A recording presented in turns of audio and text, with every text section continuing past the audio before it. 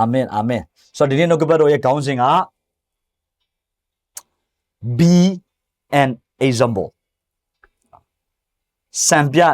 နမူနာတစ်ယောက်ဖြစ်ပါ Amen be an example လူတွေစံထားရတဲ့သူတစ်ယောက်လူတွေလေးစားရတဲ့သူတစ်ယောက်ဖြစ်ဖို့လူတွေအားကျရတဲ့သူတစ်ယောက်ဖြစ်ဖို့လူတွေကယိုသေးတဲ့သူတစ်ယောက်ဖြစ်ဖို့ Amen လူတွေက role model ကြည့်ကျွန်တော်မှာ role model ရှိတယ်တင်မှာလဲ role model ရှိလိမ့်မယ်ကျွန်တော်စံထားရတဲ့အားကျရတဲ့လေးစားရတဲ့အတူယူရတဲ့အဲ့ဒီ role model ရှိတယ်ဘာလို့ဆိုတော့သူတို့ကကျွန်တော်တို့ example ဖြစ်တယ် Amen Amen ဒီကျွန်တော်တို့ကိုလည်းဘုရားကအရောက်ချင်းစီတိုင်းကိုကျွန်တော်နေတဲ့ပတ်ဝန်းကျင်မှာကျွန်တော်ရှိတဲ့အသင်းတော်မှာကျွန်တော်မိသားစုမှာရောက်တဲ့နေရာတိုင်းမှာ role model example အကောင်းဆုံး example ဖြစ်စေခြင်း hallelujah အထူးသဖြင့်ဘသူနဲ့တူစေခြင်းလဲဆိုရင်ယေရှုခရစ်တော်နဲ့တဒံတူစေခြင်းတာဖြစ်တယ်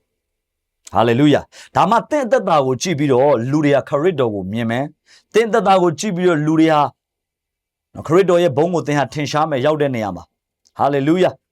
hallelujah ဒါကြောင့်ဒီနှုတ်ကပတ်တော်ဟာသင်ကိုရင့်ကျက်စေလိမ့်မယ်ဒီနှုတ်ကပတ်တော်ဟာသင်ရဲ့ဂုဏ်အသရေကိုတိုးပွားစေလိမ့်မယ်ဒီနှုတ်ကပတ်တော်ဟာသင်ကိုလူတွေကယိုသေးလေးစားပြီးတော့ဖျားလူတစ်ယောက်လို့မြင်စေလိမ့်မယ် hallelujah hallelujah ဒါကြောင့်ဒီနှုတ်ကပတ်တော်ကိုကျွန်တော်တည်တည်ချာချာလေးနဲ့ကျွန်တော်ခံယူဖို့ရည်ကြီးပါတယ် hallelujah ဒါကြောင့်ဖျားကနော်ကျွန်တော်ရဲ့ဂုဏ်တည်င်းကိုကြော်စောစေခြင်းသူကိုယ်တိုင်ကနာမည်ကြီးတဲ့ဖျားဖြစ်လောကတစ်ခုလုံးကဖျားနာမကိုသိအာမင်ဒီတဲ့နာမည်ကိုလည်းဖျားက example လူငယ်တွေကတင်းကိုအားကြဟာလေလုယာလူကြီးတွေကတင်းကိုကြည့်ပြီးတော့ဟာဒီတယောက်ကငယ်ပင်မဲ့လည်းအထင်သေးလို့မရဘူးဘုရားသုံးတဲ့သူဖြစ်တယ်ရင့်ကျက်တဲ့သူဖြစ်တယ်လိမ္မာတဲ့သူဖြစ်တယ်ပညာရှိတော်သူဖြစ်တယ်လို့လူတွေကပြောလာမှာဖြစ်တယ်ဟာလေလုယာဟာလေလုယာအဲတော့ကျွန်တော်တို့ဘဝမှာအကောင်းဆုံး example ကဘာလို့လဲယေရှုဖြစ်တယ်အာမင်ကျမ်းစာမှာဒီလိုရေးတယ်ကျွန်တော်ကျမ်းပိုက်တစ်ပိုက်လောက်ကျွန်တော်ဖတ်ရအောင်ဟေဘရဲအဲ့ဒါမဖတ်ခင်ကျွန်တော်တို့နော်ကျမ်းစာဟေဘရဲမဖတ်ခင်အားလုံးကိုကျွန်တော်တိခန်းကြီး၄အပိုင်းငယ်7ကိုကျွန်တော်အားလုံးကိုကျွန်တော်ဖတ်စေချင်တိခန်းကြီး၄အပိုင်းငယ်7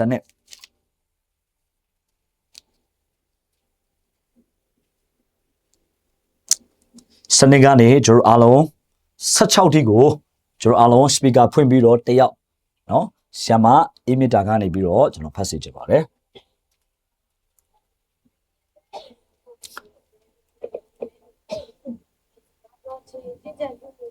သူဘာကိုချစ်ခြင်းဝိညာဉ်တဘောရှိခြင်းသစ္စာဆောက်ခြင်းစင်ကြယ်ခြင်းရာမှာယုံကြည်သောသူတို့အားဘုဒ္ဓတည်ကိုပြရောမလာမီတိုင်အောင်ကျမ်းစာကိုဖတ်ခြင်းတောက်ပြီးဆောက်ခြင်းသုံးမဩဝါဒပေးခြင်းကိုကြိုးစားခြင်းပြုလို့ဓာရိတ်တော်ကိုခံ၍အသိအုပ်များသည့်လက်တင်ခြင်းနှင့်တကွတင်၌အပေးသောစုကျေးစုကိုမပြုစုဘဲမနေလေတင်ဤတိုးပွားခြင်းကိုလူအပေါင်းတို့အားထင်ရှားစေခြင်းက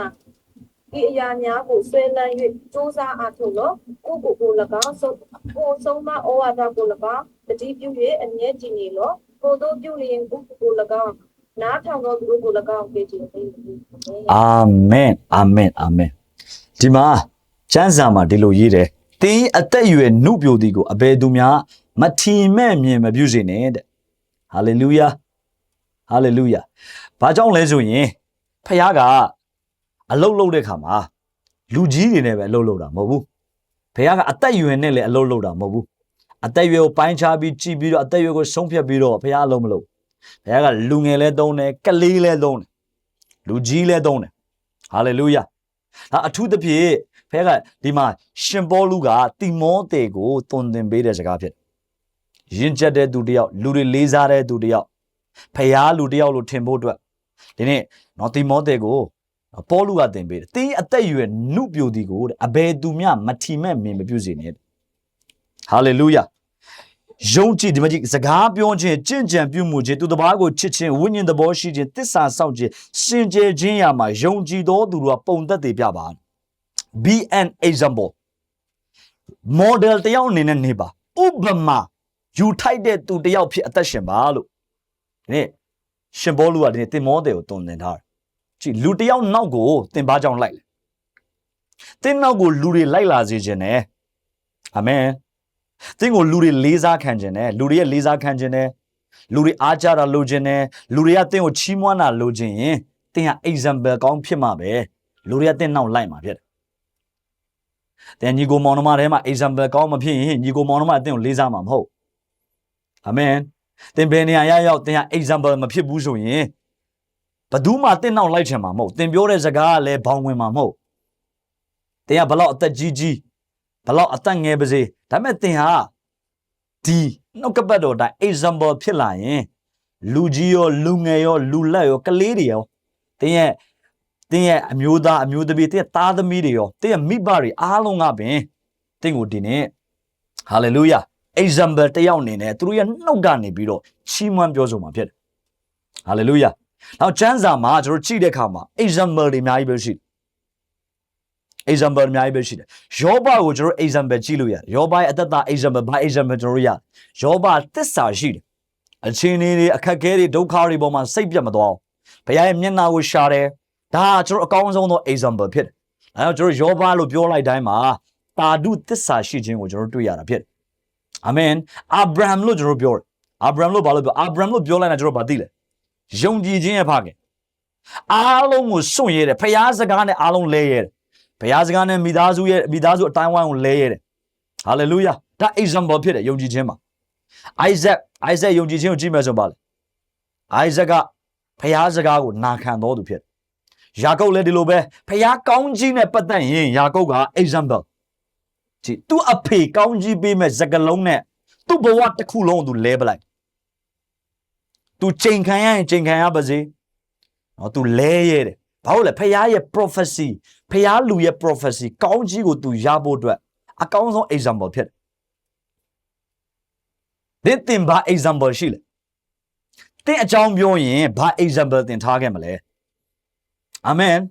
သင်နဲ့ပတ်သက်ပြီးလူတွေကသင်နာမည်ပြောတဲ့အခါမှာလူတွေကဘာ example ရလဲ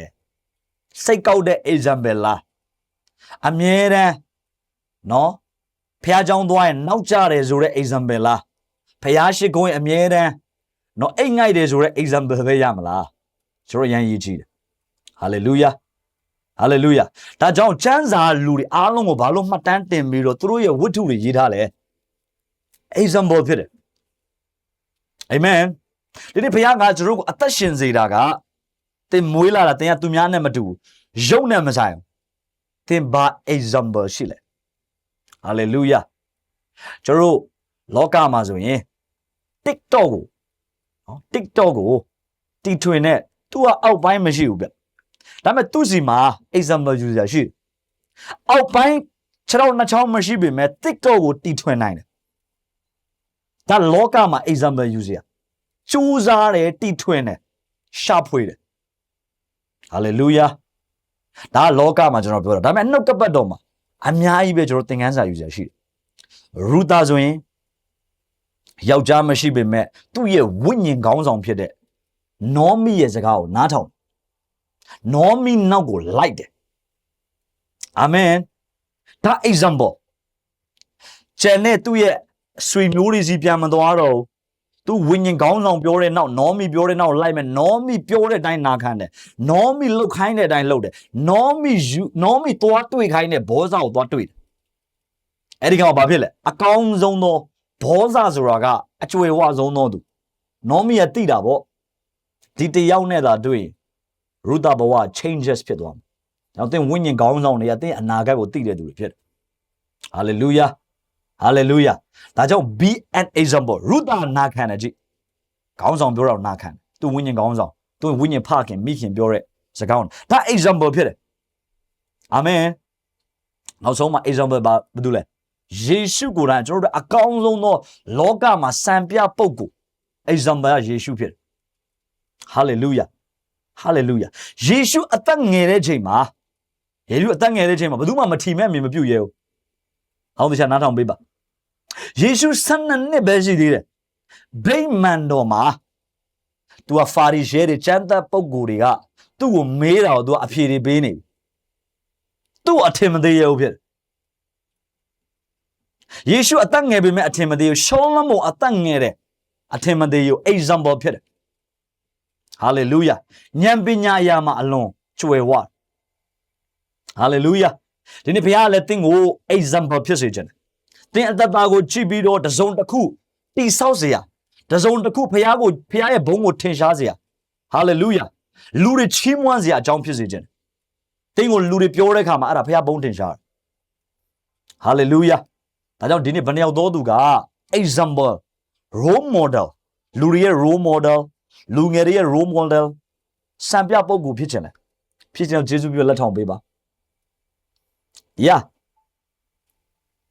လက်ထောင်တဲ့သူရောက်ချင်းစီတိုင်းနော်တကယ် role model be an example လေးဖြစ်ပါစေ hallelujah hallelujah တစ်ဖက်မှာဒီပုဂ္ဂိုလ်တွေကကျွန်တော် example ဖြစ်တယ်တစ်ဖက်မှာကျွန်တော် example မကောင်းတဲ့နေရာမှာ example ပြန်ယူရမယ့်သူတွေရှိအဲ့ဒါဘာလို့လဲဆိုတော့ရှန်စုံကဖျားစကားကိုနားမထောင်ဒါကိုလည်းကျွန်တော် example ယူရမယ်ဖျားမျက်နှာရှာတာထက်သူ့ရဲ့အရေးချင်းသူ့ဖျားထဲပေးတာအရေးချင်းတက်သူကပါလေမိမလိုက်စားတယ်တနတ်စာနဲ့လဲတယ်အချစ်နဲ့လဲလိုက်ဒီနေ့ဖျားကကျွန်တော်ရှန်စုံလို့မဖြစ်ဖို့အတွက်ဒီနှုတ်ကပတ်တော် example ပြထားတာဖြစ်ရှန်စုံဘောကဏီကုန်းချုပ်မလောက်ဘူးဖြစ်အာမင်ရှန်စုံကမိမရှုပ်တယ်ယောက်ျားရှုပ်တယ်အဲ့ဒါ example မဖြစ်ဘူးအာမင်ပိတ္တဇာနဲ့အိတ်ဒါတွေက example မဟုတ်ဖြစ်ယောနာ example လုံးဝမဟုတ်ဖခင်ဘာလို့ယောနာမှတ်တမ်းတင်ထားလဲစကားနားမထောင်ဘူးဖခင်သွားဆိုတော့မသွားနေဆိုတော့မနေဘူးဒါတွေကကျွန်တော် example ယူဖို့မဟုတ်အာမင်ယူရရှာကယုတ်မှတ်တမ်းတင်ထားတယ်ငွေကြေးနဲ့ပတ်သက်ပြီးတော့မမှန်ကန်နှလုံးသားမမှန်ဒါတွေကကျွန်တော် example ယူဖို့မဟုတ်ဒါမဲ့ example ဖြစ်တယ် right ဒါကျွန်တော်ဘဝကိုဖခင်ကဒီနေ့ example လူတွေတင့်နာမည်ပြောတဲ့အချိန်မှာလူတွေတင့်အကြောင်းပြောတဲ့အချိန်မှာဖခင်ရဲ့ဘုန်းထင်ရှားစရာ example ဖခင်ရဲ့ဂုဏ်တော်ကိုချီးမွမ်းစရာ example hallelujah လူတွေလေးစားအားချဂုဏ်ပြုရတဲ့ example တစ်ယောက်ဖြစ်စေခြင်း hallelujah hallelujah ဒါကြောင့်ဒီနှုတ်ကပတ်တော်သင်တို့အယောက်ချင်းစီတိုင်းအတွက်ကောင်းကြီးဖြစ်မှာဖြစ်တယ် hallelujah အဲကျွန်တော်ပြပြမယ် example ဖြစ်ခြင်းဆိုတာကအသက်အရွယ်နဲ့မဆိုင်ယောက်ျားမိန်းမနဲ့မဆိုင်အယောက်ချင်းစီတိုင်းကရုပ်ရည်နဲ့မဆိုင် background နဲ့မဆိုင်အယောက်ချင်းစီတိုင်းကဖခင်ရဲ့ example ဖြစ်နိုင်တယ်အကောင်းဆုံးသော example ဖြစ်နိုင်တယ် hallelujah hallelujah ဒါကြောင့်ဒီမှာချမ်းစာပါပြောလဲသင်အသက်အရွယ်နုပြိုသည်ကိုအဘယ်သူမျှမထီမဲ့မြင်မပြုစေနဲ့အာမင်အသက်အရွယ်နုပြိုတယ်တချို့ကနော်ဒီအသက်အရွယ်နုပြိုတယ်ဆိုတာဒီကျွန်တော် research လုပ်တဲ့ခါမှာသူက16နှစ်ကနေပြီးတော့အသက်30ဒါအသက်30ကဒါနုပြိုတဲ့ငယ်သောအရွယ်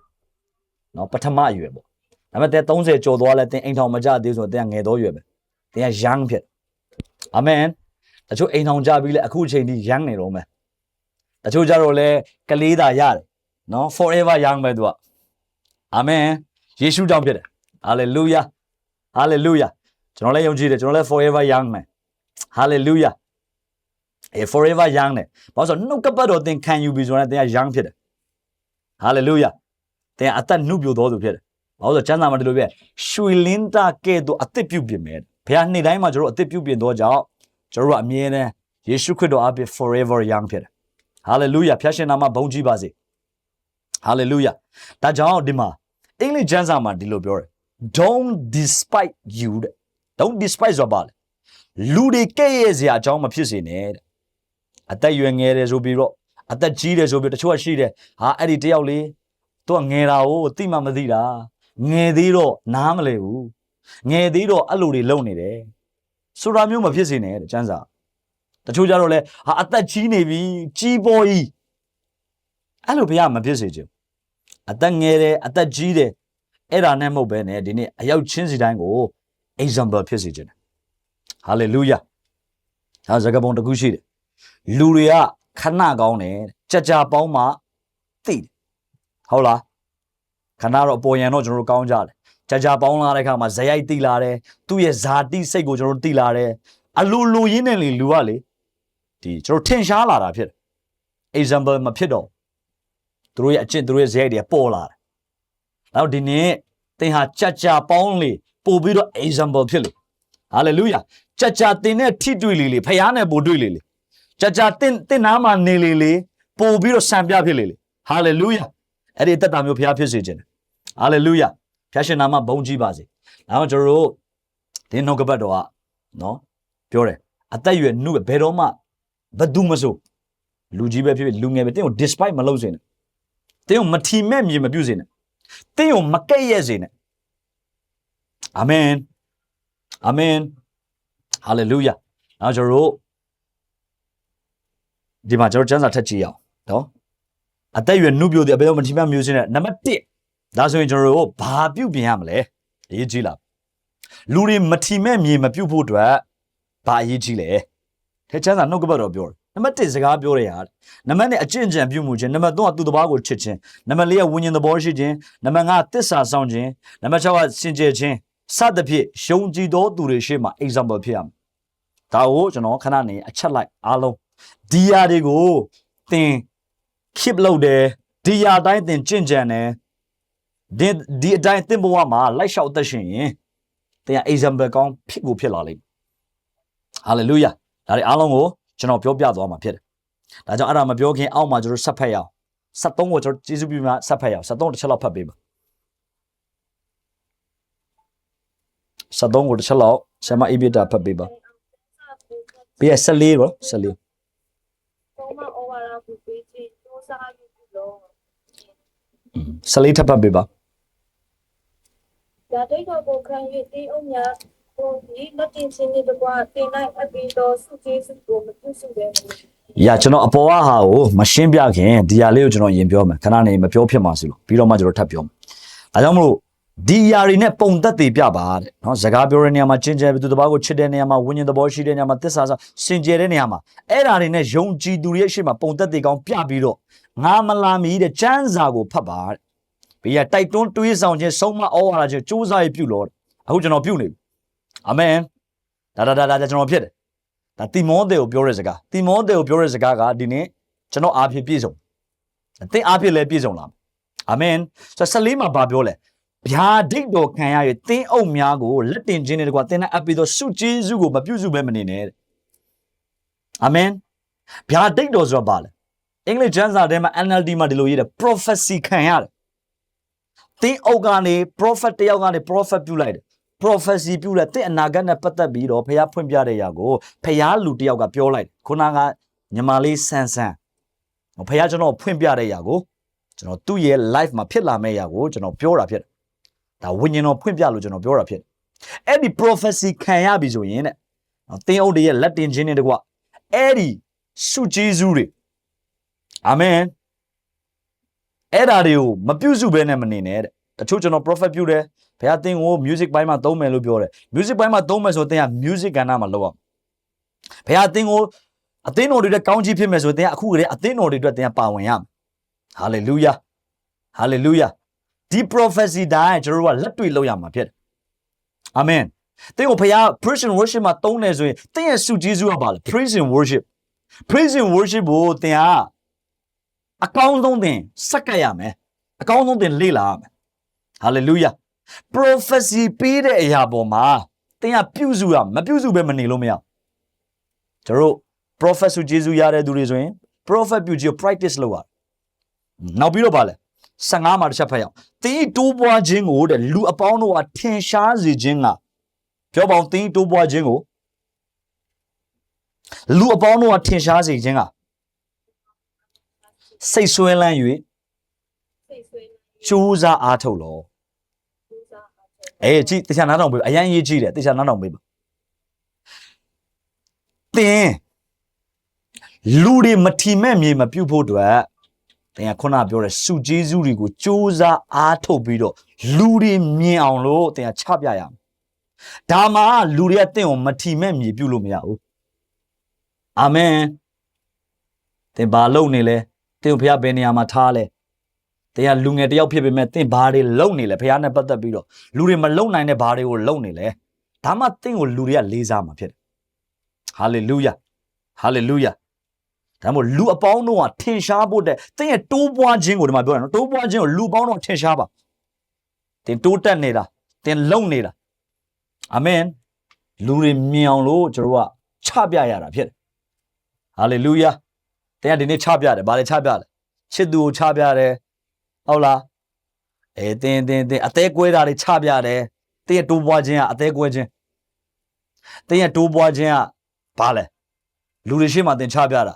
ဟိုမှာဟာသားတွေချပြတယ်ယာတင်ဝေါ်ကိုကြည့်တာနဲ့တင်ဝေါ်ကိုကြည့်တာနဲ့မထီမဲ့မြေပြုတ်ပြီတင်ကိုကဲ့ရဲ့ပြီဒီတယောက်ကနော်လူငယ်ဖြစ်မှာပေါ့အခြေရင်းနဲ့ပဲရှုပ်နေတာလူငယ်ဆိုတော့ဘာမှနားမလည်သေးဘူးလေတင်အဲ့လိုပြောသွားမှာဒီတယောက်ဓာရီပဲရှဲမှာပေါ့နားလည်ဖို့ဘုရားကောင်းကြီးပေးပါစေလူအပေါင်းတို့ရှေ့မှာတင်ရဲ့တိုးပွားခြင်းကိုထင်ရှားစေပါဟာလေလုယာဟုတ်ပြီဒါဆိုရင်ကျွန်တော်အခု be an example ဖြစ်ဖို့ရန်ရည်ကြီးပြောပါဦး be an example role model ကျွန်တော်မှာ role model တွေရှိနံပါတ်1ကတော့ကျွန်တော်ရဲ့စံပြနော်ကျွန်တော်ရဲ့စံပြခေါင်းဆောင်ဝိညာဉ်ရေးရာခေါင်းဆောင်ကြီးကျွန်တော်အရင်ဖြစ်သူကကျွန်တော်ရဲ့ model တစ်ယောက်ဖြစ် role model တစ်ယောက်ဖြစ်သူရဲ့အသက်တာသူရဲ့စကားအပြောဆိုသူရဲ့အနေအထိုင်တေချာနားထောင်ပေးပါအားလုံးတင်ကခေါင်းဆောင်တစ်ယောက်ဖြစ်တယ်ဆိုရင် example မဖြစ်ရင်ဘယ်သူမှတင့်ကိုယိုသေးမှာမဟုတ်ဘယ်သူမှတင့်ကိုလေးစားမှာမဟုတ်ဘယ်သူမှတင့်နောက်လိုက်ချင်မှာမဟုတ်တင်နဲ့တောင်ပေါင်းချင်မှာမဟုတ်ဒါပေမဲ့ example တစ်ယောက်ဖြစ်ရင်ဘာပြောလဲတင်ရောက်တဲ့နေရာတိုင်းမှာတင့်နာမည်အောင်သူပြောမှာ hallelujah တင်ကလူများရှိမှာတင့်ကိုဂုံထင်ရှားစေမှာအဲ့ဒီတယောက်ကဒါကျွန်တော်ကျွန်တော်ရဲ့ role model ဖြစ်တယ်ကျွန်တော်သူ့ကိုကြည့်ခြင်းအဖြစ်ကျွန်တော်ယေရှုရဲ့မြတ်တာကိုကျွန်တော်နားလည်ရယေရှုနဲ့ကျွန်တော်သူနဲ့တွေ့တယ်လို့ပဲသူရဲ့ဝိညာဉ်သဘောရှိခြင်းတွေသူရဲ့စကားပြောခြင်းသူရဲ့အကျင့်အကြံပြုမှုခြင်းလူတွေကိုချစ်တတ်ခြင်းဝိညာဉ်သဘောရှိခြင်းသူရဲ့သစ္စာရှိခြင်းသူရဲ့စင်ကြယ်ခြင်းအရာအားလုံးကကျွန်တော်တို့ကျွန်တော်က role model ဒါကြောင့်ကျွန်တော်သူ့စီကသင်ယူတယ် hallelujah ကျွန်တော်အခုလိုပါစတာတယောက်ဖြစ်လာဖို့အတွက်နော်ခေါင်းဆောင်တယောက်ဖြစ်လာဖို့အတွက်ဘုရားအသုံးတော်ခံတဲ့သူတယောက်ဖြစ်လာဖို့အတွက် ministry တစ်ခုကိုဦးဆောင်ဖို့အတွက် example တယောက်ကောင်းကျွန်တော်ဘဝမှာရှိနေခဲ့သောကြောင့်ကျွန်တော်ကအခုလိုသူ့ကဲ့သို့ be an example တခြားလူတွေအတွက် example ဖြစ်လာတာဖြစ်တယ် hallelujah ကျွန်တော်ယုံကြည်တယ်ဒီနေ့ကျွန်တော်နဲ့တွေ့ရတာ be an example ဖြစ်ဖို့ဘုရားသခင်ကျွန်တော်လှုပ်လိုက်တာဖြစ်တယ်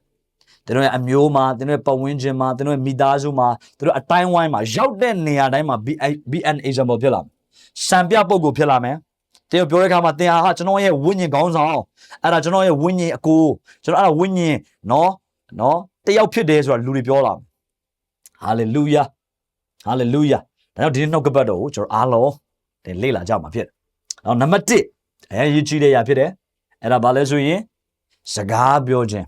အားလုံးပြောရစကားပြောခြင်းအားလုံးအဲ့ချမ်းပတ်လို့ကျွန်တော်ဖတ်စေခြင်းနဲ့စနစ်တစ်ခုတည်းကိုအားလုံးဖတ်စေခြင်းကျွန်တော်အားလုံးဖတ်ပေးပါလေခဘာရဘရှာထဘာယာမထဘာယာ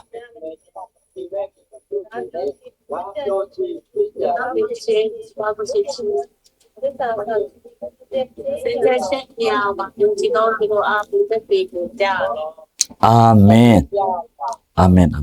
ဟုတ်ပြီအောင်တခြားနားထောင်ပေးပါအရင်ရေးကြည့်တယ်လူတယောက်ရဲ့အဆင့်အတန်းလူတယောက်ရဲ့ဟုတ်ပြီနော်အဆင့်အတန်းပြီးရင်လူတယောက်ရဲ့ရင့်ကျက်ခြင်းဒီလူတယောက်ကိုနော်လေးစားသင့်လားလေးမစားသင့်ဘူးလားဒီလူတယောက်ကပညာရှိလားမရှိဘူးလား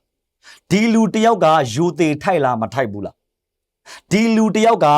စံပြဟုတ်လားမဟုတ်ဘူးလားဆိုတာနံပါတ်1ဘယ်ကနေလူတွေကဆုံးဖြတ်ပြီးတော့ကြည်လဲဆိုရင်သင်ဘာစကားပြောလဲအရင်ကြည့်သင်စကားကသင်ရဲ့အဆင့်အတန်းဖြစ်တယ်သင်စကားကသင်ရဲ့ရင့်ကျက်ခြင်းမရင့်ကျက်ခြင်းဖြစ်တယ်အာမင်ကြည့်လူတွေကအဝတ်စားကိုကြည့်ပြီးတော့သင်အဆင့်တန်းကိုဆုံးဖြတ်တာမဟုတ်သင်ရဲ့ပညာရေးကိုကြည့်ပြီးတော့လည်းသင်ရဲ့အဆင့်တန်းကိုဆုံးဖြတ်မှာမဟုတ်သင်ငွေဘယ်လောက်ချမ်းသာတယ်နော်အဲ့ဓာတွေကို तू ကြည့်မှာမဟုတ်ဒါပေမဲ့ तू ကြည့်မှာ तू နားထောင်မှာ तू ဆုံးဖြတ်မှာဘာလဲသင်ဘယ်လိုစကားပြောလဲအာမင်သင်ဒီနေ့ဘာစကားပြောလဲဘယ်လိုစကားပြောလဲအရင်ရေးကြည့်တယ်ဒါကြောင့်ရှင်ပေါလုကစကားပြောဆိုခြင်းဒါကိုနံပါတ်1ထားတယ် နှလုံးပြီးရင်စကားကအရင်ကြီး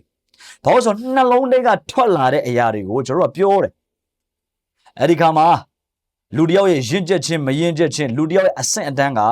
ဘယ်မှာသွားပေါ်လဲဆိုရင်သူစကားပြောတဲ့နေရာမှာသွားပေါ်လူတယောက်တင့်ကိုလေးစားလားမလေးစားဘူးလားဆိုတော့တင့်ဘယ်လိုစကားပြောလဲအာမင်နားလည်ဖို့ဘုရားကောင်းကြီးပေးပါစေနားရှိတော်သူမိဒီကကြားပါစေဒါကြောင့်ကျွန်တော်အားလုံးဖတ်ရအောင်ဒေသနာကျမ်းအခန်းကြီး30အပိုင်းငယ်7စကားပြောတဲ့နေရာမှာဒေသနာကျမ်းအခန်းကြီး30အပိုင်းငယ်7ကျွန်တော်အားလုံးဖတ်ရအောင်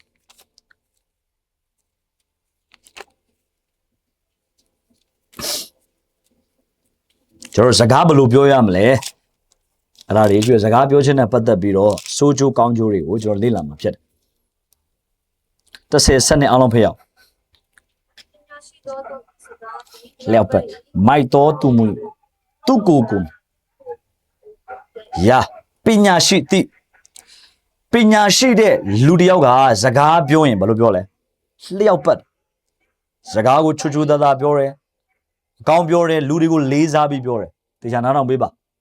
စကားပြောတဲ့နေရာမှာနှစ်မျိုးကျွန်တော်ဒီနေ့ပြောပြမယ်နံပါတ်1သင်လူတစ်ယောက်ကိုဘယ်လိုစကားပြောလဲအာမင်ဘယ်လိုပုံစံနဲ့စကားပြောလဲသင်မိဘကိုသင်ဘယ်လိုစကားပြောလဲ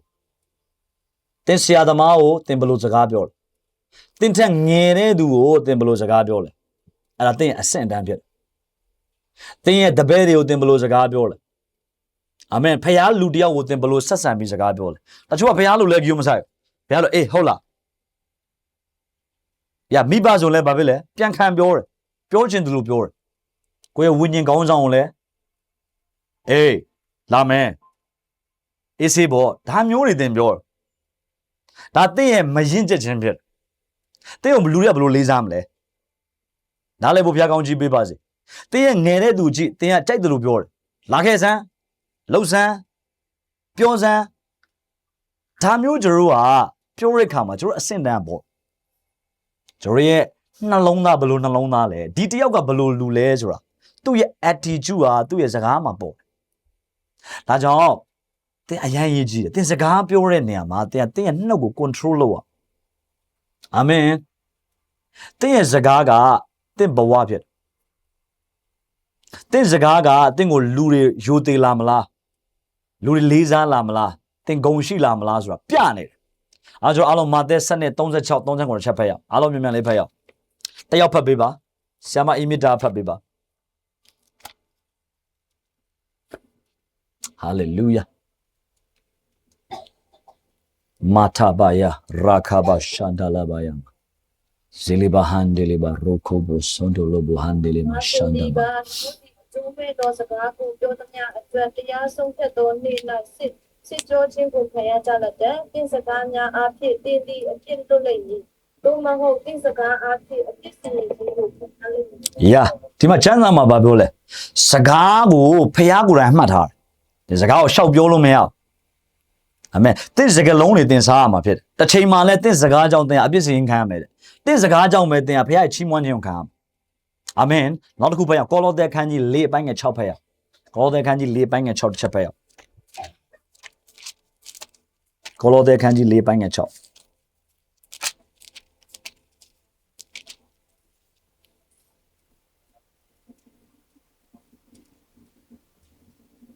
လူအသီးသီးတို့အားဘယ်သို့ပြန်ပြောရမည်ကိုသိနိုင်ကြောင်းသင်တို့စကားအားဒီစားအားဖြင့်ငန်သောအရာသာနှင့်ပြည့်စုံရဲ့အစဉ်မပြတ်တင့်တယ်ကြောက်ပြပါစေအာမင်အာမင်ကြည်စကားပြောတဲ့အခါမှာဒီမှာကျမ်းစာသွန်သင်ပေးထားတယ်သင်တို့ပြန်ပြောရမယ့်အားဘယ်လိုလဲစားအားဖြင့်ငန်သောအရာသာနှင့်ပြည့်စုံလက်အစဉ်မပြတ်တင့်တယ်လျောက်ပတ်ပါစေအာမင်ဒါကြောင့်မို့လူတယောက် example ဖြစ်ဖို့ကအရင်ကြီးကြီးကနံပါတ်1စကားပြောခြင်းဒီနှုတ်ကပတ်တော်ကကျွန်တော်ပြောင်းလဲဂါဇနော်ဖခင်ဆက်ဆက်ပြောင်းလဲတဲ့ချိန်မှာကျွန်တော်အမှုတော်ဆောင်တဲ့ချိန်မှာဒီနှုတ်ကပတ်တော်ဖခင်ကျွန်တော်စကားပြောတယ်ကျွန်တော်အများကြီးတုံသင်ပေးတယ်ကျွန်တော်ဒီနှုတ်ကပတ်တော်ကိုကျွန်တော်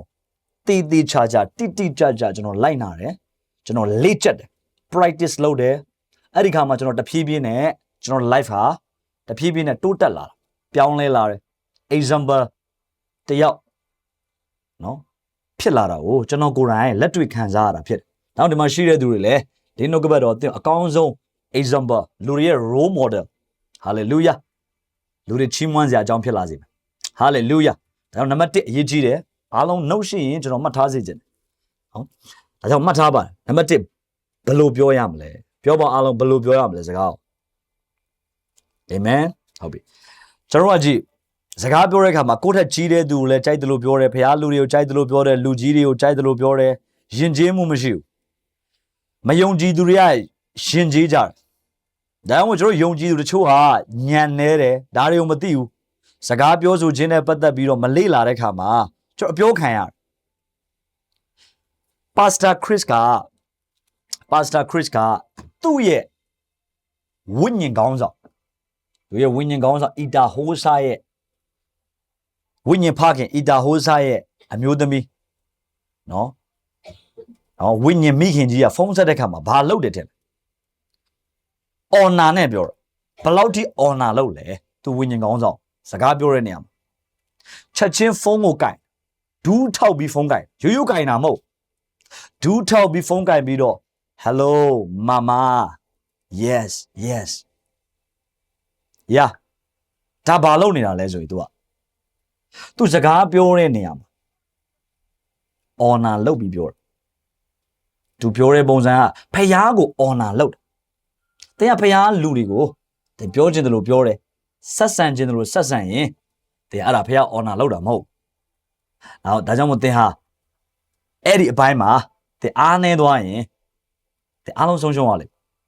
နားလည်ဖို့ဖျားကောင်းကြီးပေးပါစေတချို့ကကြီး messenger မှာတချို့ရှိတယ်ဖျားလူတွေကိုအမှုတော်ဆောင်တယောက်ကိုစကားပြောတဲ့ပုံစံကျွန်တော်ပြောမလို့တင်ကစကားတော့မပြော messenger မှာတင်ကချက်နေရင်တင်အဲ့ဒါဖျားလူနဲ့တင်ကနှုတ်နဲ့ပြောတာမဟုတ်တင်လက်နဲ့ပြောနေအတူတူပဲနှုတ်နဲ့ပြောတာ ਨੇ တချို့ကဘယ်လိုရေးလဲဆိုရင်ဆရာကိုဘယ်လိုရေးလဲဆိုရင် S နဲ့ 1A ဆရာဒါပဲရေးတချို့ကစာတဲ့စာလုံးရေးချစာဒါကတင့်ရဲ့စကားပြောခြင်းဖြစ်တယ်အဲ့ဒါတင့်ရဲ့အဆင့်အတန်းတစ်ခုဖြစ်တယ်တင့်ရဲ့ image တစ်ခုဖြစ်တယ်တင့်ရဲ့ဝိညာဉ်ရဲ့ level တစ်ခုဖြစ်တယ်တင့်ကိုဆရာတယောက်ကအထင်သေးသွားခြင်းမဲ့ဂုံပြုတ်သွားခြင်းမဲ့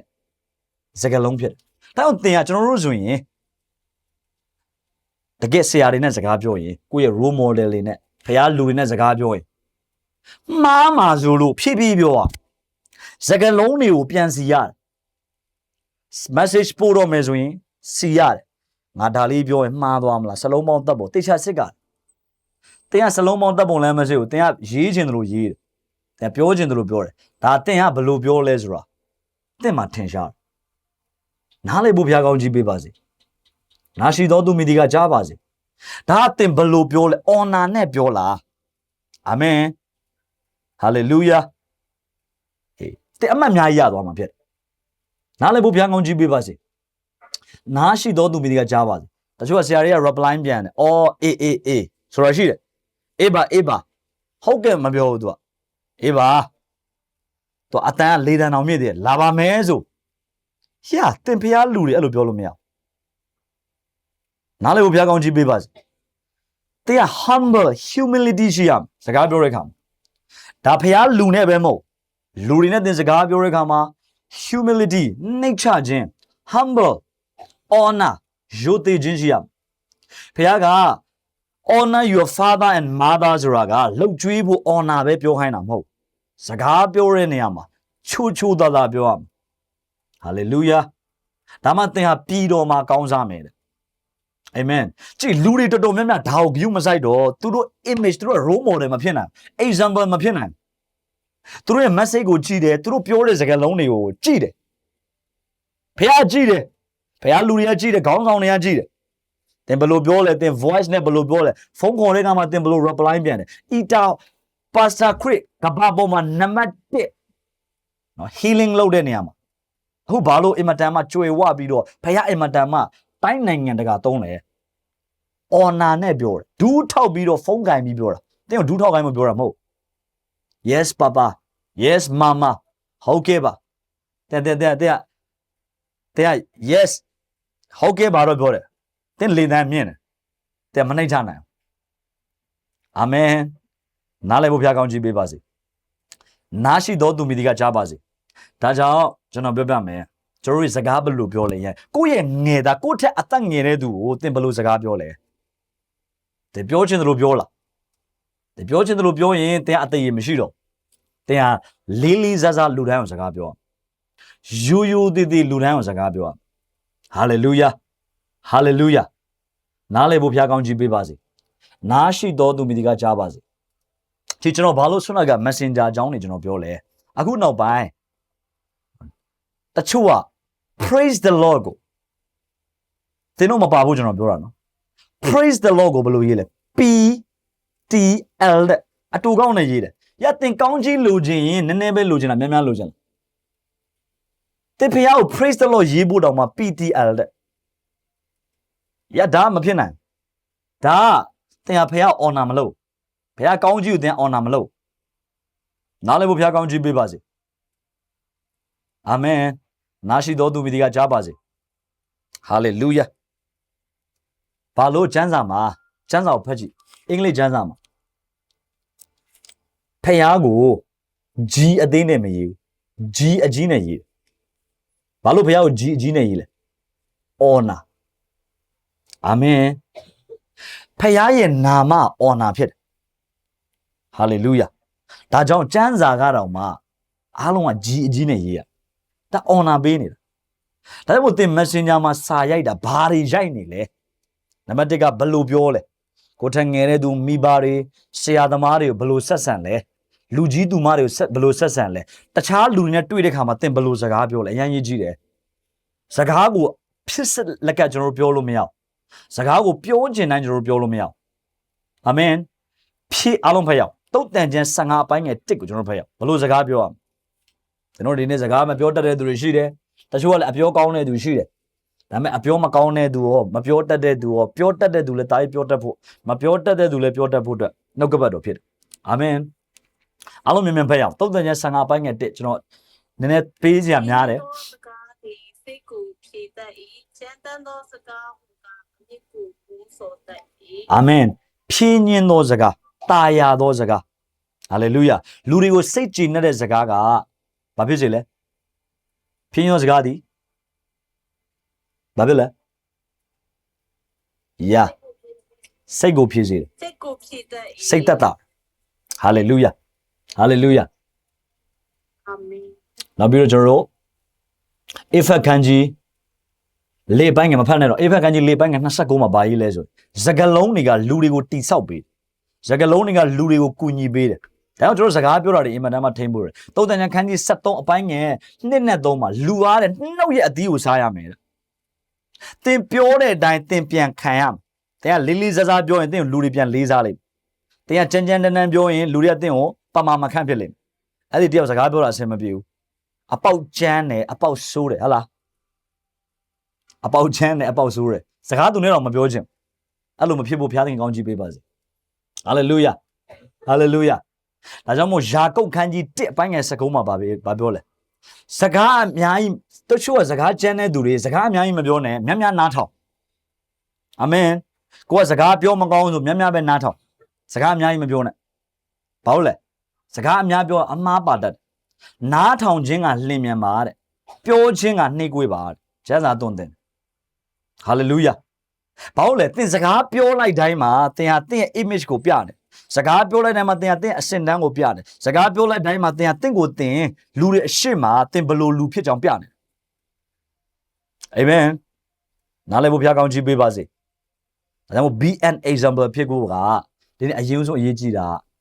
သင်ဘလို့စကားပြောလဲဖြင်းညင်းသောစကားတာယာသောစကားလူတွေကိုကောင်းတဲ့စကားပြောရဟာလေလုယာယိုသေးလေးစားတဲ့စကားပြောငယ်တဲ့သူကိုလေးစားရမယ်ကြီးတဲ့သူကိုယိုသေးပြီးတော့ကျွန်တော်တို့ပြောရမယ်အထူးသဖြင့်ဖျားလူတွေခေါင်းဆောင်တွေကိုသင်စကားပြောတဲ့အခါမှာအထူးပြုဆိုင်ဖို့လို့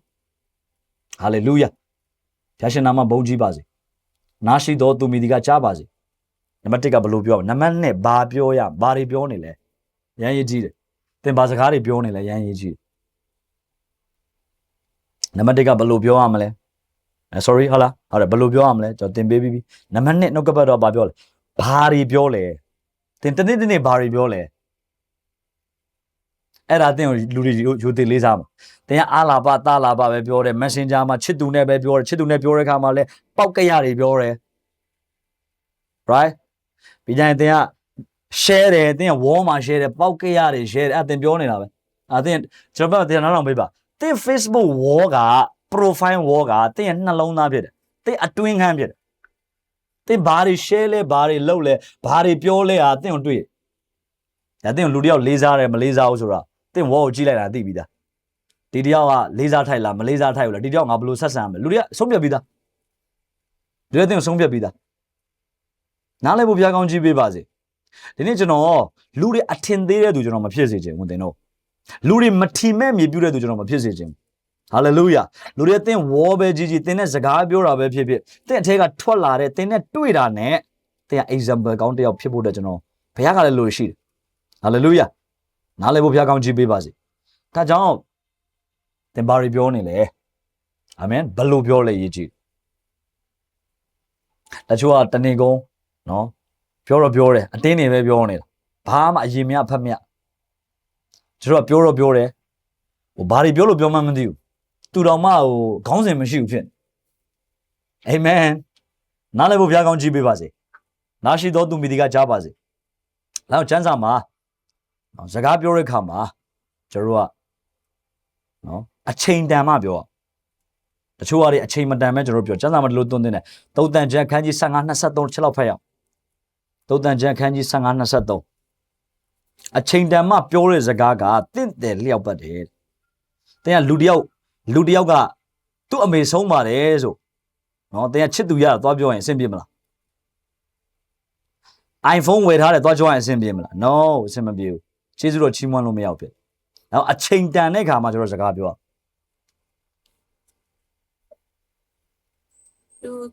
လူတီပြန်ပြောသောစကားအဖြစ်ဝမ်းမြောက်စရာအကြောင်းရှိအချိန်တန်၍ပြောသောစကားတွေလည်းအလွန်ညော့ပတ်ပြီ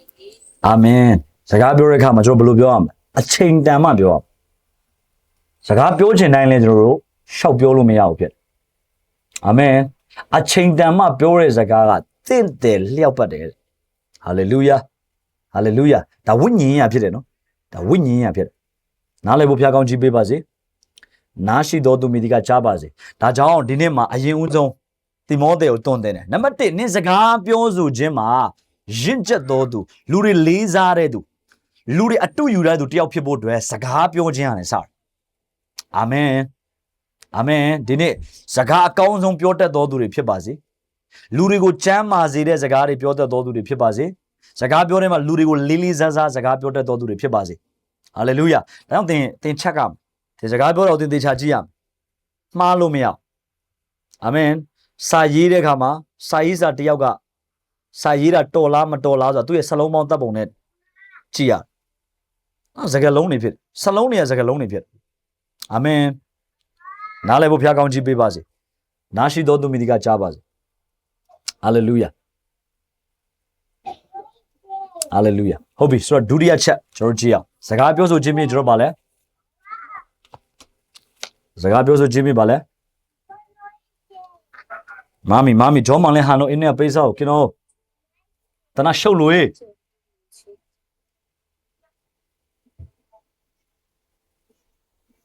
စကားပြောဆိုခြင်းဖြင့်ကျွန်တော်ဗာလဲဒုတိယချက်ကကြင်ကြံပြုမှုခြင်းအာမင်ဒီနေ့တင်ကနံပါတ်1တင်ရဲ့စကားပြောတာကိုတင်က control လုပ်ရတင်က use ရမယ်အာမင်နံပါတ်2ကတော့ example တယောက်ဖြစ်ဖို့အတွက်လူတွေကစကားကိုနားထောင်ပြီးရင်လူတွေကတင့်စကားကိုပဲယုံတာမဟုတ်တင်ဘလို့အပြုတ်မှုနေထိုင်လဲဆိုတာကြည့်အာမင်စကားတစ်ခုနဲ့တော့ပြီးသွားတာမဟုတ်စကားတော့တချို့အပြောရမ်းကောင်းတယ်ဟာအပြောလိုက်ချိုးနေတာပဲသူနဲ့တွေ့ရင်လုံးဝမြောက်တက်သွားအရန်ကောင်းတယ်ဒါ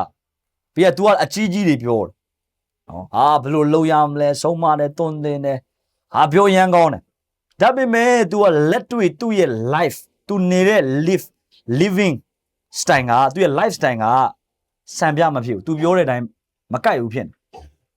အဲ့ဒီကမှလူတွေကတင်းနောက်လိုက်ရှင်မှာမဟုတ်တင်လူတွေအတွက် example ကောင်းမဖြစ်နိုင်နားလည်ဖို့ဘုရားကောင်းကြီးပေးပါစေဒါကြောင့်တင်းရဲ့ lifestyle နေထိုင်မှုပုံစံ သင်ရဲ့အကျင့်အကြံအပြုတ်မှုတွေကအရန်ရည်ကြီးတယ်ဒါကြောင့်မို့နော် action is louder than voice နော်ကျွန်တော်ရဲ့ကျင့်ကြံပြုမှုခြင်းကကျွန်တော်ရဲ့စကားထက်အသံကျယ်တယ်အာမင်အဲ့မို့ကျွန်တော်ဘာတွေလုပ်နေလဲဒုတိယတစ်ချက်ကအခုသင်ဘယ်လိုအပြုတ်မှုနေထိုင်နေလဲဟယ်လိုသင်အပြုတ်မှုနေထိုင်တဲ့ပုံမှာလူတွေကကြည့်ပြီးတော့ဒီတယောက်ကတော့ယူသေးထိုက်တယ်ဒီတယောက်ကတော့ပြောတဲ့အတိုင်းလုပ်တယ်ဒီတယောက်ကတော့ example ကောင်းဖြစ်တယ်ဒီတယောက်ဟုတ်တယ်ငါတို့သူ့ရဲ့အသက်တာကိုကြည့်ပြီးတော့တကယ်လေးစားထိုက်တယ်သူပြောတဲ့အတိုင်းသူဟုတ်တယ်ဆိုတာမျိုးကျွန်တော်တို့ဖြစ်ဖို့လိုဟာလေလုယာဟာလေလုယာဒါကြောင့်သင်ရဲ့နေ့တိုင်းမှာကြည့် lifestyle လို့ပြောတဲ့အခါမှာဘာတွေပါလဲ living style သင်ရဲ့ဝတ်အဝတ်အစားအနေအထိုင်အပြောအဆိုအသွားအလာဒါတွေကသင်ရဲ့ living style ဖြစ်တယ်သင်ကကြိုက်တယ်လို့ဝတ်မယ်ဆိုရင်လူတွေသင်ကိုလေးစားမှာမဟုတ်သင်က prison worship ဥဆောင်ပြီးတော့ရင် height တွေဝတ်မယ်စကတ်တိုတွေဝတ်မယ်ဆိုရင်သင်ကစံပြဖြစ်မလားစံပြတော့ဖြစ်လိမ့်မယ်နော်လူတွေကို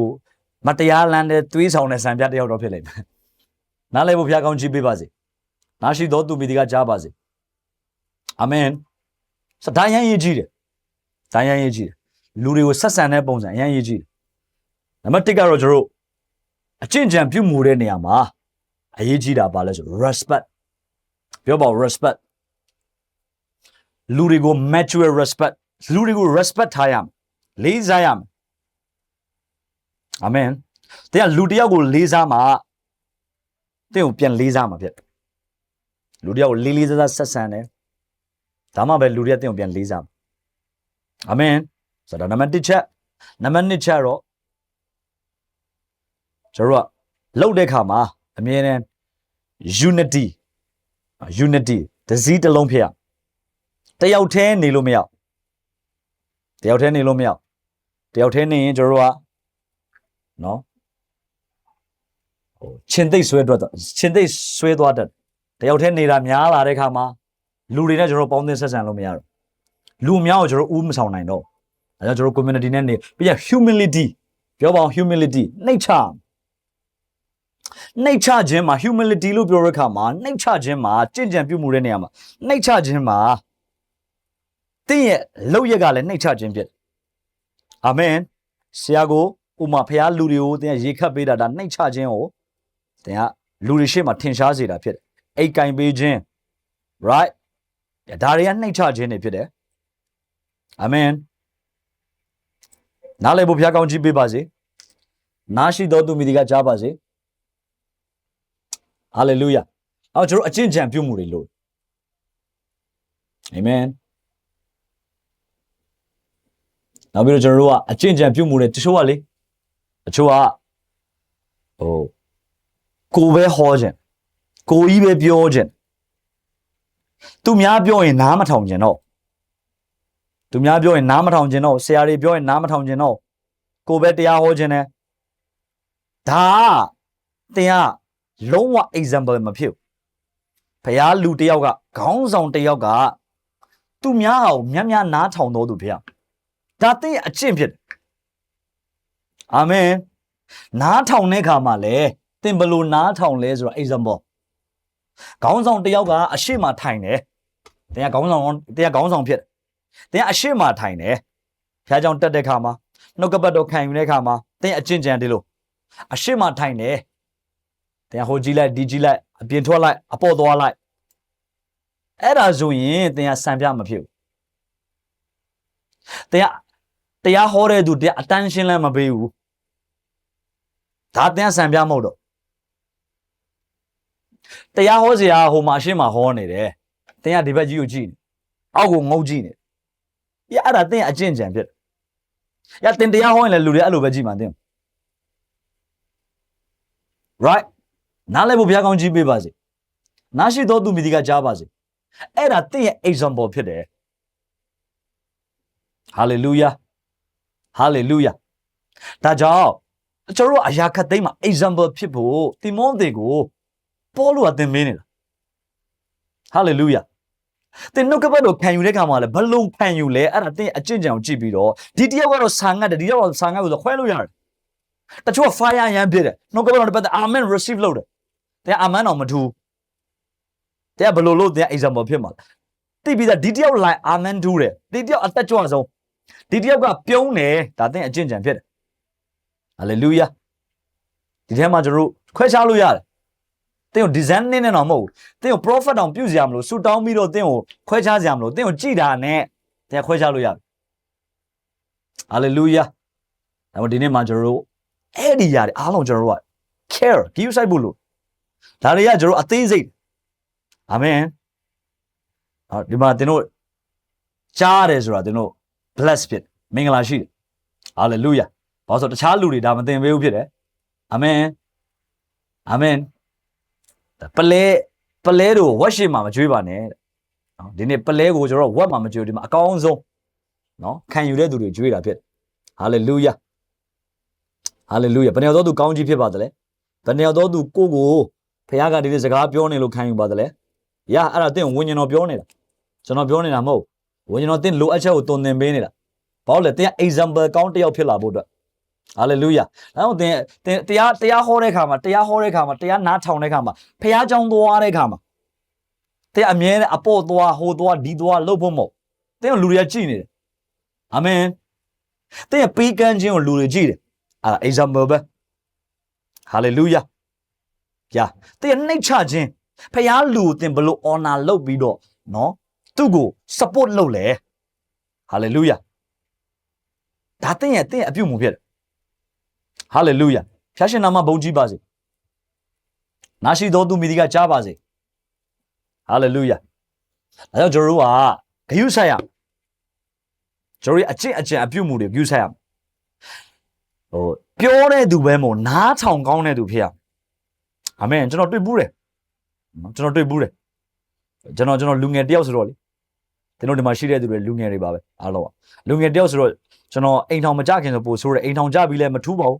တချို့ကအသက်ကြီးတော့ကိုနှုတ်ကပတ်တော်ဝင်ငှားရင်မကြားချင်အောင်နော်ဘယ်လိုပြောမလဲမခံယူခြင်းကျွန်တော်အဲ့လိုလူတွေတွေ့ရင်ဝမ်းမြောက်တယ်ဘာလို့ဆိုတော့သူတို့စီကတင်ယူတယ်သူတို့ကကျွန်တော်တို့ပုံသက်တွေကောင်းမှဖြစ်ဘာလို့ဆိုတော့သူတို့အသက်တာကိုကြည့်ပြီးတော့ကျွန်တော်ကလည်းပြန်ပြီးပြောစရာအများကြီးရှိတယ်ဒါပေမဲ့ကျွန်တော်တင်ယူတာတခုပဲငါအသက်ကြီးရင်ငါထက်ငယ်တဲ့ဖခင်သုံးတဲ့သူတယောက်နှုတ်ကပတ်တော်ဝင်ငှားရင်ငါတင်ယူမယ်ဆိုတော့နှလုံးသားကျွန်တော်မှာရှိတယ်ဟာလေလုယာဟာလေလုယာဖခင်ရှင်နာမဘုန်းကြီးပါစေနောက်သင်ဟာသင်အပြုတ်မှုရမ်းရေးကြည့်သင်ရဲ့ lifestyle ရမ်းရေးကြည့်သင်ရဲ့ living style ရမ်းရေးကြည့်နားလည်ဖို့ဖခင်ကောင်းကြီးပေးပါစေနားရှိတော်သူမိဒီကကြားပါစေအကျမ်းစာမှာပြောတယ်စားတော်၎င်းနော်တောက်တော်၎င်းကျွန်တော်တို့ view ဆိုင်ရမယ်အားလုံးအစားတောက်တွေလည်းကျွန်တော်တို့ view ဆိုင်ရမယ်ဘလို့စားလဲဘလို့တောက်လဲဟာလားလူတွေရှေ့မှာလာရတရားပွဲမှာလူတွေရှေ့မှာသင်လက်နဲ့စားလို့မရဘူးဗျ။အိမ်မှာတော့သင်စားတယ်လေ။ဒါပေမဲ့သင်ရဲ့အချင်းချံအလူအိမ်နဲ့တူတူပဲမရဘူး။သင်ဘယ်သူရှေ့မှာဒါကြောင့်ထမင်းစားရင်တဲ့မင်းရှေ့မှာသင်စားနေတယ်ဆိုတတိယပါ။ဘယင်ရှေ့မှာထမင်းစားနေတော့တတိယပါ။သင်ရဲ့လေဘင်းကိုဓာတ်ထောက်ထားပါ။ကျမ်းစာလို့ရေးတယ်နော်။ကျမ်းစာလို့ရေးတယ်။ဘာလို့သင်ရဲ့အချင်းချံတချို့စားတာလေဟိုမစားတတ်တော့ဒီရောက်လက်ကောက်ဝတ်ဒီသမင်းလုံးရောက်တယ် right ဆိုတော့ဒါသင်ဆန် example မဖြစ်ဘူးဒါကြောင့်မသင်ဟာလူများရှိအိမ်မှာနေတော့သင်ကြိုက်တယ်လို့စားလို့ရတယ်ဒါပေမဲ့လူတွေရှိမှာတော့သင်ဟာစားတော်၎င်းတောက်တော်၎င်းသင် view ဆိုင်ရမယ် hallelujah လူတွေသင်အားလုံးကြည့်တယ်ဘာလို့လဲသင် example ဖြစ်လို့ hallelujah view ဆိုင်တယ်နော်ကျွန်တော်ဆိုရင်လေ mighty man တွေကျွန်တော်ဖျားလူတွေဆိုကျွန်တော်အရင် view ဆိုင်ကျွန်တော်ကြည့်ရင်ဒီလိုမကြည့်ဘူး။ तू တရားဟောကောင်းတာပဲမကြည့်ဘူး။ तू ဘာလုပ်လဲကျွန်တော်အားလုံးကြည့်တယ်။သင်တော့မသိဘူး။ဘာလို့လဲသင်ကိုသင်တော်မှသင်ဟိုခေါင်းဆောင်ကောင်းတယောက် example ကောင်းတဲ့တော့သင်မခံရင်ဘူး။ဒါပေမဲ့ကျွန်တော်တို့ example ကောင်းတယောက်ဖြစ်ဖို့အတွက်သူတို့ဘလို့နေလဲဘလို့ဆုတောင်းလဲ။ကျွန်တော်အားလုံးလေ့လာ။သင်ဖြစ်ပါစေ။ hallelujah ။ဘာလို့ဆိုတော့နောက်တယောက်သင်ကို role model လို့ခေါ်လာမဲ့သူတွေဖြစ်လာလိမ့်မယ်သင်။ hallelujah ။ဘုရားရှင်နာမဘုန်းကြီးပါစေ။ amen ။ဒါကျွန်တော်တို့အထူးသဖြင့်ခေါင်းဆောင်တွေကကျွန်တော်တို့ဂရုစိုက်ရပြီးရင်ကျွန်တော်ပြင်းလို့မရသင်ကအိတ်ပဲအိတ်နေတယ်အိတ်ရာပေါ်မှာပဲသင်ရှိနေတယ်ဆိုရင်ဖ တင်းကဘယ်လိုလို့ example ဖြစ်မှာလဲ right ရလူတိုင်းအိမ်မက်လူတိုင်းအိမ်မက်နော်ဒီမှာရှိတဲ့သူအိမ်မက်တဲ့သူပါလားအခုနားထောင်ရင်လည်းအဲ့တဲ့သူပါလားနော်ကျမ်းစာထဲမှာတော့ရှင်ပေါလုကတရားဟောနေတာအာပုတုကနားထောင်ရင်းနဲ့အိမ်ငိုက်ပြီးတော့ဗဒင်းပေါက်ပေါ်ကပြုတ်ကျပြီးတည်သွားတာအဲ့ဒီတရားဟောရမှန်းတယ်နော်မအိမ်ငိုက်ဖို့အတွက်နော်ရပြင်းနေလို့မရဘူးကျွန်တော်စံပြဖြစ်ရမယ်လုံနေရမယ်ခေါင်းဆောင်တယောက်ဆိုတာအရှိကနေလုတ်ပြနေရမယ်အရှိကနေကြိုးစားပြရမယ်ထားပြရမယ်ဥဆောင်ပြရမယ်ဟာလေလုယာလူတွေမလုတ်ရဲတော့တင်လုတ်ရဲရမယ်လူတွေမလုတ်ချင်တော့တင်လုတ်ရမယ်အဲ့ဒါ example တဲ့လူတွေခိုင်းမှလုတ်တယ်ဆို example မဟုတ်လူတွေမခိုင်းလဲလုတ်ရမယ်အာမင်လူတွေမလုတ်ချင်တော့တင်လုတ်ရမယ်အဲ့ဒါ example ပဲ example ရှင်းတယ်လူတွေမလုတ်ချင်ဘူးရလူတွေအိမ်သားမစေးချင်ဘူးရငါဆင်းမယ်ရကျွန်တော်အိမ်သားစေးကနေတက်လာတယ်သိလားကျွန်တော် live ကအများဆုံးကအိမ်သားစေးတာရအခုချိန်ကြီးကျွန်တော်စေးတယ်အခုချိန်ကြီးကျွန်တော်စေးတယ်တခါလေတချို့ကအိမ်သားမှလာသွားတယ်ကြံခဲ့တယ်သူတို့ရဲ့ကိစ္စတွေကအဲကျွန်တော်ဖြေရှင်းပေးတယ်တင်ကမသိချင်အောင်ဆောင်သွားတယ်တင်ကနှာခေါင်းရှုပ်ပြီးတင်ပြန်သွားတယ်နော်လို့မဖြစ်ရအောင်တင်အဲ့ဒီကိစ္စတွေကိုတင်ကရှင်အဖေကကြည့်တယ်ဟာလေလုယာပြောချင်တာအားလုံးနားလည်ဖို့ဘုရားကောင်းကြီးပေးပါစေအာမင်ဒါကြောင့်မို့တင်အကျင့်အကြံလိုတယ်ဟာလေလုယာအပြုတ်မှုကြည့်တယ်တင်စကားပြောတဲ့အခါမှာကိုယ့်ရဲ့ဝိညာဉ်ကောင်းဆောင်ကိုယ့်ရဲ့ဆရာသမားတွေလူတွေဆုံးမတဲ့အခါမှာတင်ပြန်ခံပြောဖို့မဟုတ်တင်က receive လုပ်ဖို့အတွက်ဖြစ်တယ်ဟာလေလုယာတချို့ကပြန်လဲမပြောနားလဲမထောင်အဲ့လိုတော့မဖြစ်စေနဲ့အာမင်စိတ်ခံပြောရတဲ့အတွက်ဖြစ်တယ်ဟာလေလုယာတင်ကိုတုံသင်ပေးတယ်တင်ကိုချစ်လို့ဖြစ်တယ်တင်ကိုတာရေးကောင်းစေခြင်းလို့ဖြစ်တယ်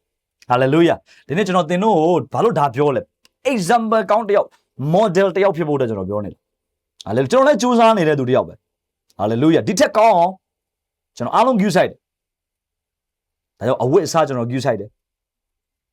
တင်ဝတ်စားတင် view site ရမယ်အာမင်တင်ရဲ့အနေထားကိုတင်မြဲတမ်း view site ရမယ် example တယောက်ဖြစ်ဖို့ကအများကြီး view site ရမယ်ကျန်တဲ့သေးစိတ်တွေကနည်းနည်း level မြင့်မှပဲပြောပြမယ်လောဆယ်တင်ရဲ့ example ဖြစ်ဖို့ကနော်ကျွန်တော်အများကြီး view site ဖို့လို့နားလည်ဖို့ဘုရားကောင်းကြီးပေးပါစေပြင်းလို့မရဘူးညှစ်ပတ်လို့မရဘူးနော်ခေါင်းဆောင်တယောက်တန်ရှင်းရမယ်ခဏနေမှစင်ကြယ်ခြင်းကိုကျွန်တော်ပြောမယ်နော်အဲ့ဒီကိစ္စပြီးကြရင်ကျွန်တော်တို့ကကူညီပေးရမယ် help သူတဘောကိုကူညီပေးရမယ်အကျင့်အကြံပြုမှုမှာအကူညီခြင်းပါတယ်မတိချင်ရောင်ဆောင်လို့မရဘူးဥပမာတယောက်ကဖျားနေတယ်မတိချင်ရောင်ဆောင်လို့မရဘူးကျွန်တော်ကူညီပေးရမယ်အာမင်ပေးကမ်းရမယ်သူလိုအပ်နေတယ်သူမှအစင်မပြေဘူးရတင်တတ်နိုင်တဲ့လောက်ကူညီရမယ်ဒါအသင် example တယောက်ဖြစ်စေမှာဟာလေလုယာသူအိမ်မရှိဘူးသူအိမ်နဲ့အစင်မပြေဘူးရတင်နှစ်သိပ်ပြီးတင်ဆူတောင်းပေးလိုက်အသင်အပြုတ်မှုပဲအာမင်နားလည်ဖို့ဘုရားကောင်းကြီးပေးပါစေအကောင်းဆုံးပြုတ်မှုပြီးတော့ပါလဲပေးကမ်းရမယ်ဟာလေလုယာတင်အကျင့်ကြံပါလဲတင်ကပြောတယ်ပြောတာတွေထက်တင်ပေးကမ်းလိုက်တာတင်အကောင်းဆုံးသောအဲ့ဒါတင်ရဲ့ attitude ကိုပြတယ်တင်ရဲ့စိတ်နေသဘောထား example ဖြစ်လာလိမ့်မယ်ဟာလေလုယာဟာလေလုယာဒါကျွန်တော်ပြောရမယ်နောက်ဆုံးမှာစိတ်နှခွထားလို့မရခေါင်းဆောင်တရားစိတ်နှခွထားလို့မရနော်အခုတစ်မျိုးတော်ကြတစ်မျိုးမရဒီမှာတော့အဆင်ပြေသလိုနေတာနဲ့ပြပြရွှင်နေတယ်ဟိုမှာကျအတင်းပြဒါမျိုးမရစိတ်နှခွမရဒီလူနဲ့တော့ဒီလိုဆက်ဆံနေဟိုတယောက်ကိုလည်းဟာတာမျိုးမရဘူးဖြစ်အာမင်တဘောပေါ်လာမသိဘူးဒီနှုတ်ကပတ်တော်ပြင်းဖို့ကောင်းလား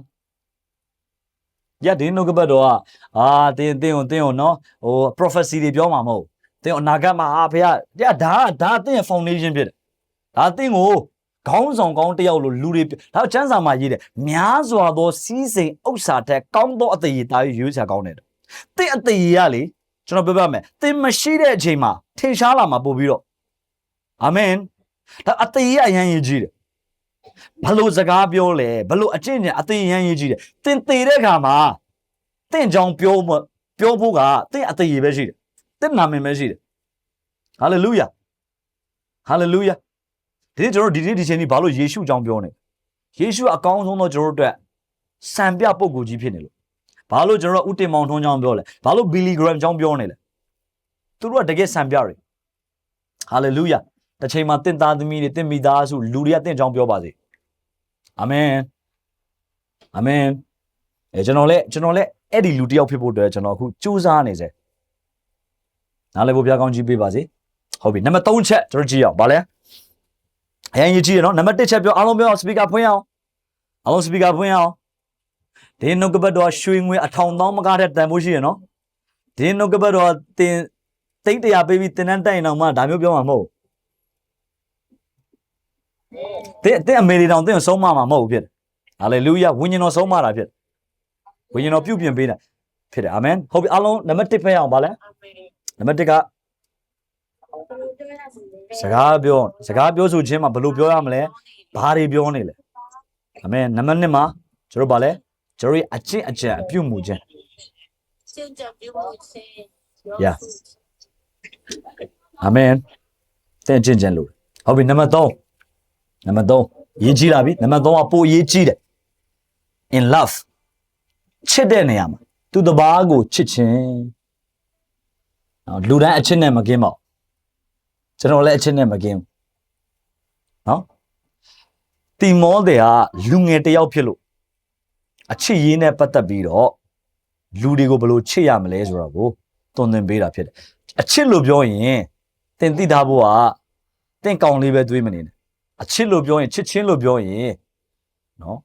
အသက်ကြီးတဲ့သူကိုချစ်ချင်းတငယ်ချင်းကိုချစ်ချင်းလူကြီးတွေကိုချစ်ချင်းအထူးသဖြင့်တင်းရဲ့ partner relationship နော်တင်းရဲ့လက်တွဲပေါ်ကိုချစ်ချင်းဒီအရန်ရေးကြည့်ဘာလို့ချစ်ချင်းနဲ့ပတ်သက်ပြီးတော့တခြားနောက်တောင်ပေးပါအထူးသဖြင့်လူငယ်တွေအိမ်ထောင်မကြသေးတဲ့သူလက်ထောင်ပါအိမ်ထောင်ကြပြီးသားတဲ့သူလည်းပါတယ်အားလုံးပဲအာမင်ကျွန်တော်လည်းဘုရားတွန်းတင်တယ်ဟာလေလုယာချစ်ချင်းနဲ့ပတ်သက်ပြီးတော့စီကံရှိဖို့လိုတယ်ကျွန်တော်လူငယ်တွေရင်ပြောမယ်ကိုယ့်ရဲ့ချစ်သူနဲ့ပတ်သက်ပြီးတော့ကျွန်တော်ဒီကြောင်းရင်ပြောမယ်အချစ်မှာစီကံရှိဖို့လိုချစ်တဲ့နေရာမှာစီကံရှိဖို့လိုစီကံမရှိဘဲနဲ့တင်ချစ်တယ်တင်ကြိုက်တယ်လို့ပြောတယ်စီကံမရှိဘဲနဲ့တင်ကနော်ကြိုက်တယ်လို့နော်စီးတွေပေါက်တယ်ဆိုရင်တင်ကလူတွေရဲ့နှုတ်ဖျားထဲမှာမကောင်းတဲ့သတင်းပဲထွက်လေဒါပေမဲ့တင်ကစီကံရှိပြီးတော့တင်ချစ်ကြည့်အဲ့ဒီတင်ရဲ့ EH တောင်မှတင်ကိုလေးစားလေအာမင်တချို့က EH ကပြန်တင်တယ်လေအဲ့ဒီတယောက်ကပွေတယ်အဲ့ဒီတယောက်ကရှုပ်တယ်အဲ့ဒီတယောက်ကဘာဖြစ်တယ်ညာဖြစ်တယ်တင်းသတင်းမကောင်းတင်းကဘာလို့လဲစီကံမရှိဘူးတင်းကသူနဲ့စကားပြောတာလဲစီကံမရှိဘူးကျွန်တော် honestly နော်ကျွန်တော် live နဲ့ပတ်သက်ပြီးတော့ကျွန်တော်ပြောမယ်ဆိုရင်ကျွန်တော်အိမ်ထောင်မကြခင်မှာအကောင်မလေးတယောက်ရှိဘူးတဲ့နော်သူကကျွန်တော်ရင်သဘောကျတာပါဆိုတော့သူကကျွန်တော်ကိုစာပို့တဲ့ခါမှာသူဘလို့စာပို့လဲကျွန်တော်ကြည့်ပြီးတော့ဒီတယောက်ကိုကျွန်တော်ကောင်းကောင်းဆုံးဖြတ်လိုက်ဒါငါရဲ့ပါတနာမဖြစ်နိုင်ဘူးဒါငါ့ကိုဖျားပေးတဲ့လူမဖြစ်နိုင်ဘူးကျွန်တော်ကောင်းကောင်းသိဘာလို့ဆိုသူပြောတဲ့စကားလုံးတွေမှာတခြားမကောင်းတဲ့ຢာတွေပါတယ်ဒါတွေကတင်စီကံရှိဖို့လို့ချစ်တဲ့နေရာမှာစီကံရှိဖို့ချစ်သူဆိုပြီးတော့ပြောချင်တိုင်းပြောလို့မရဘူးချစ်သူဆိုပြီးတော့တင်ကနော်ဆက်ဆံချင်တိုင်းဆက်ဆံလို့မရဘူးစီကံထားရမှာဖြစ်အာမင်နားလည်ဖို့ဘုရားကောင်းကြီးပေးပါစေပြီးတော့လူတွေကိုချစ်ရင်ကျွန်တော်ပြောမှာတေချာနားထောင်ပေးပါ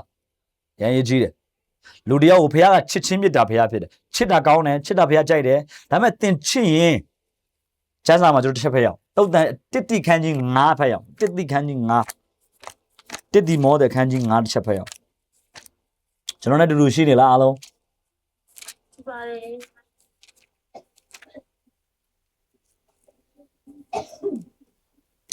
တစ်တိခန်းကြီး9ပိုင်းငယ်1ဒီနေ့နှစ်ကိုဖတ်ရအောင်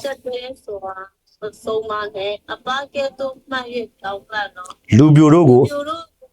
ရေကိုကဲတော့၎င်းတက်ကြီးသောမိမတို့ကိုအမိကဲတော့၎င်းမိမပြိုတို့ကိုအလူစင်ကျဲသောအချင်းအရာနဲ့တကွနှမကဲတော့၎င်းမှတ်ရကျင့်လို့အာမင်ဒီမှာကျမ်းစာမှာဘာပြောလဲဆိုအသက်ကြီးသောမိမတို့အမိလို့တဲ့အသက်ကြီးတဲ့သူကိုအမေတယောက်လို့သူတို့ဆက်ဆံပြီးတော့သူတို့ချစ်ရတင်ချစ်ချင်းမြတ်တော်ပြနော်အသက်ကြီးတဲ့သူတွေယောက်ျားတွေဆိုရင်သူအဖေတယောက်လို့တင်ဆက်ဆံပြီးတော့တင်ချစ်ရ ပြီးတော့အသက်ငယ်တဲ့သူတင်းနဲ့ကြည့်ဒီမှာလူငယ်တွေအချစ်ရမ်းများတယ်ကျွန်တော်နှလုံးသားရမ်းများတယ်မကောင်းဘူးလားဆိုတော့ဖခင်ချစ်တာကြိုက်ဒါပေမဲ့တင်ကလူတိုင်းကိုတင်ကချစ်လို့မရတင်နဲ့ level 2တင်ရဲ့ partner အတွက်တင်ချစ်တဲ့သူတယောက်ထားလူတိုင်းကိုတင်ကအထာလိုက်ပေးပြီးတော့လူတိုင်းကိုတင်ကချစ်လို့မရဘူးဖြစ်အဲ့ဒါတင်ကမထီမဲ့မြေပြူချင်းခံရလိမ့်ယောက်ျားတွေရဲ့စကားမှာတစ်ပတ်ဝန်းကျင်မှာဒီတယောက်ကနော်ဘာဖြစ်တယ်ညာဖြစ်တယ်ပြောခံရလိမ့်နားလည်ဖို့ဘုရားကောင်းကြီးပေးပါစေရညီကိုတွေကိုတင်ကနှမလို့ချစ်ရတင်တဲ့ level 2တဲ့သူတွေကို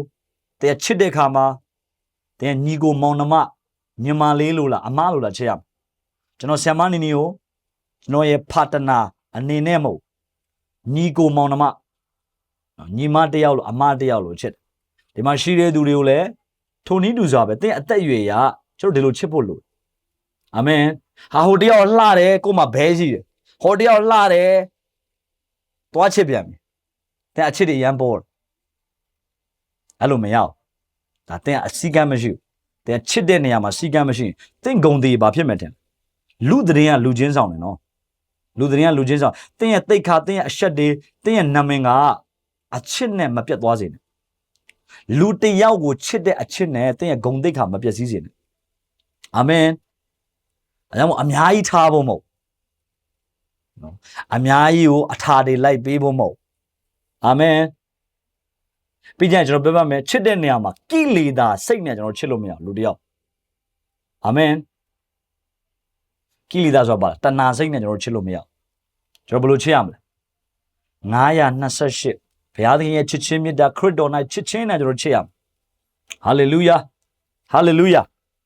ဒီလိုချစ်ချင်းမျိုးနဲ့ကျွန်တော်ကပတ်ဝန်းကျင်မှာသက်ရှင်ရမယ်ဟာလေလုယာဟာလေလုယာနားလည်ဖို့ဘုရားကောင်းကြီးပေးပါစေဒါကြောင့်ကျွန်တော်တို့အထူးသဖြင့်ဒီမှာရှိတဲ့လူငယ်တွေအိမ်တွေထင်းရမယ်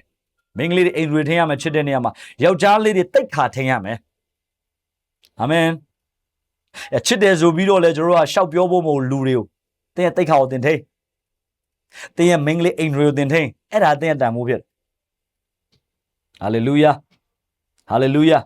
လိုင်းပေါ်မှာတင်းရဲ့အချစ်တွေကိုလိုက်ကြွားမနေနဲ့အိမ်မဲ့လိုက်ပြမနေနဲ့တဲ့အသေးကွဲတာလဲလူတွေပြစားတင်းရဲ့ချစ်ချင်းနဲ့ပတ်သက်ရင်အိမ်ထောင်ရေးနဲ့ပတ်သက်ရင်အများအသိမခံနဲ့အာမင် personal hallelujah နားလည်ဖို့ဘုရားကောင်းကြီးပေးပါစေတင်းကိုဘုရားသခင်ဒီနေ့ပြောတဲ့ထိသွားရင်ပြင်ပါနော်ထိသွားရင်ပြင်ပါတိုက်ဆိုင်ရင်ပြင်အာမင်ပေါပြောတဲ့စကားဖြစ်တယ်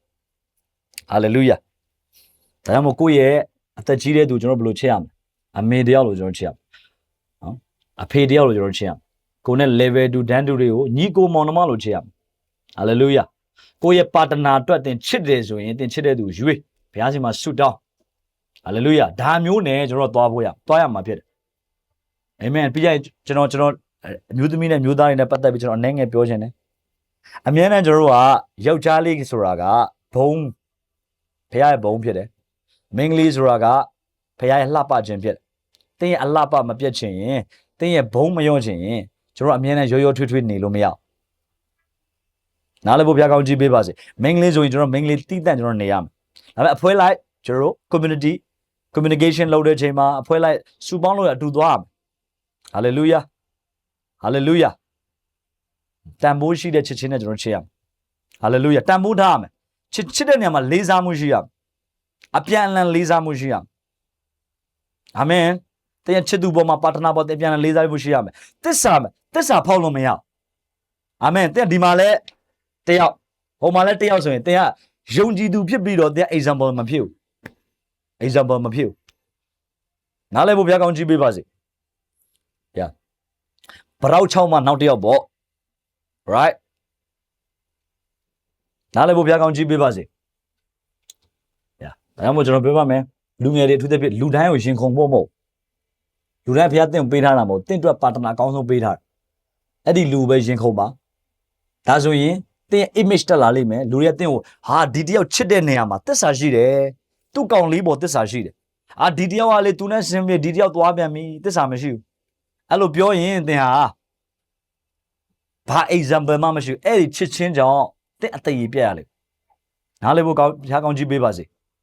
တချို့ကလေမျက်နာများတာသူတို့ပွေတာကို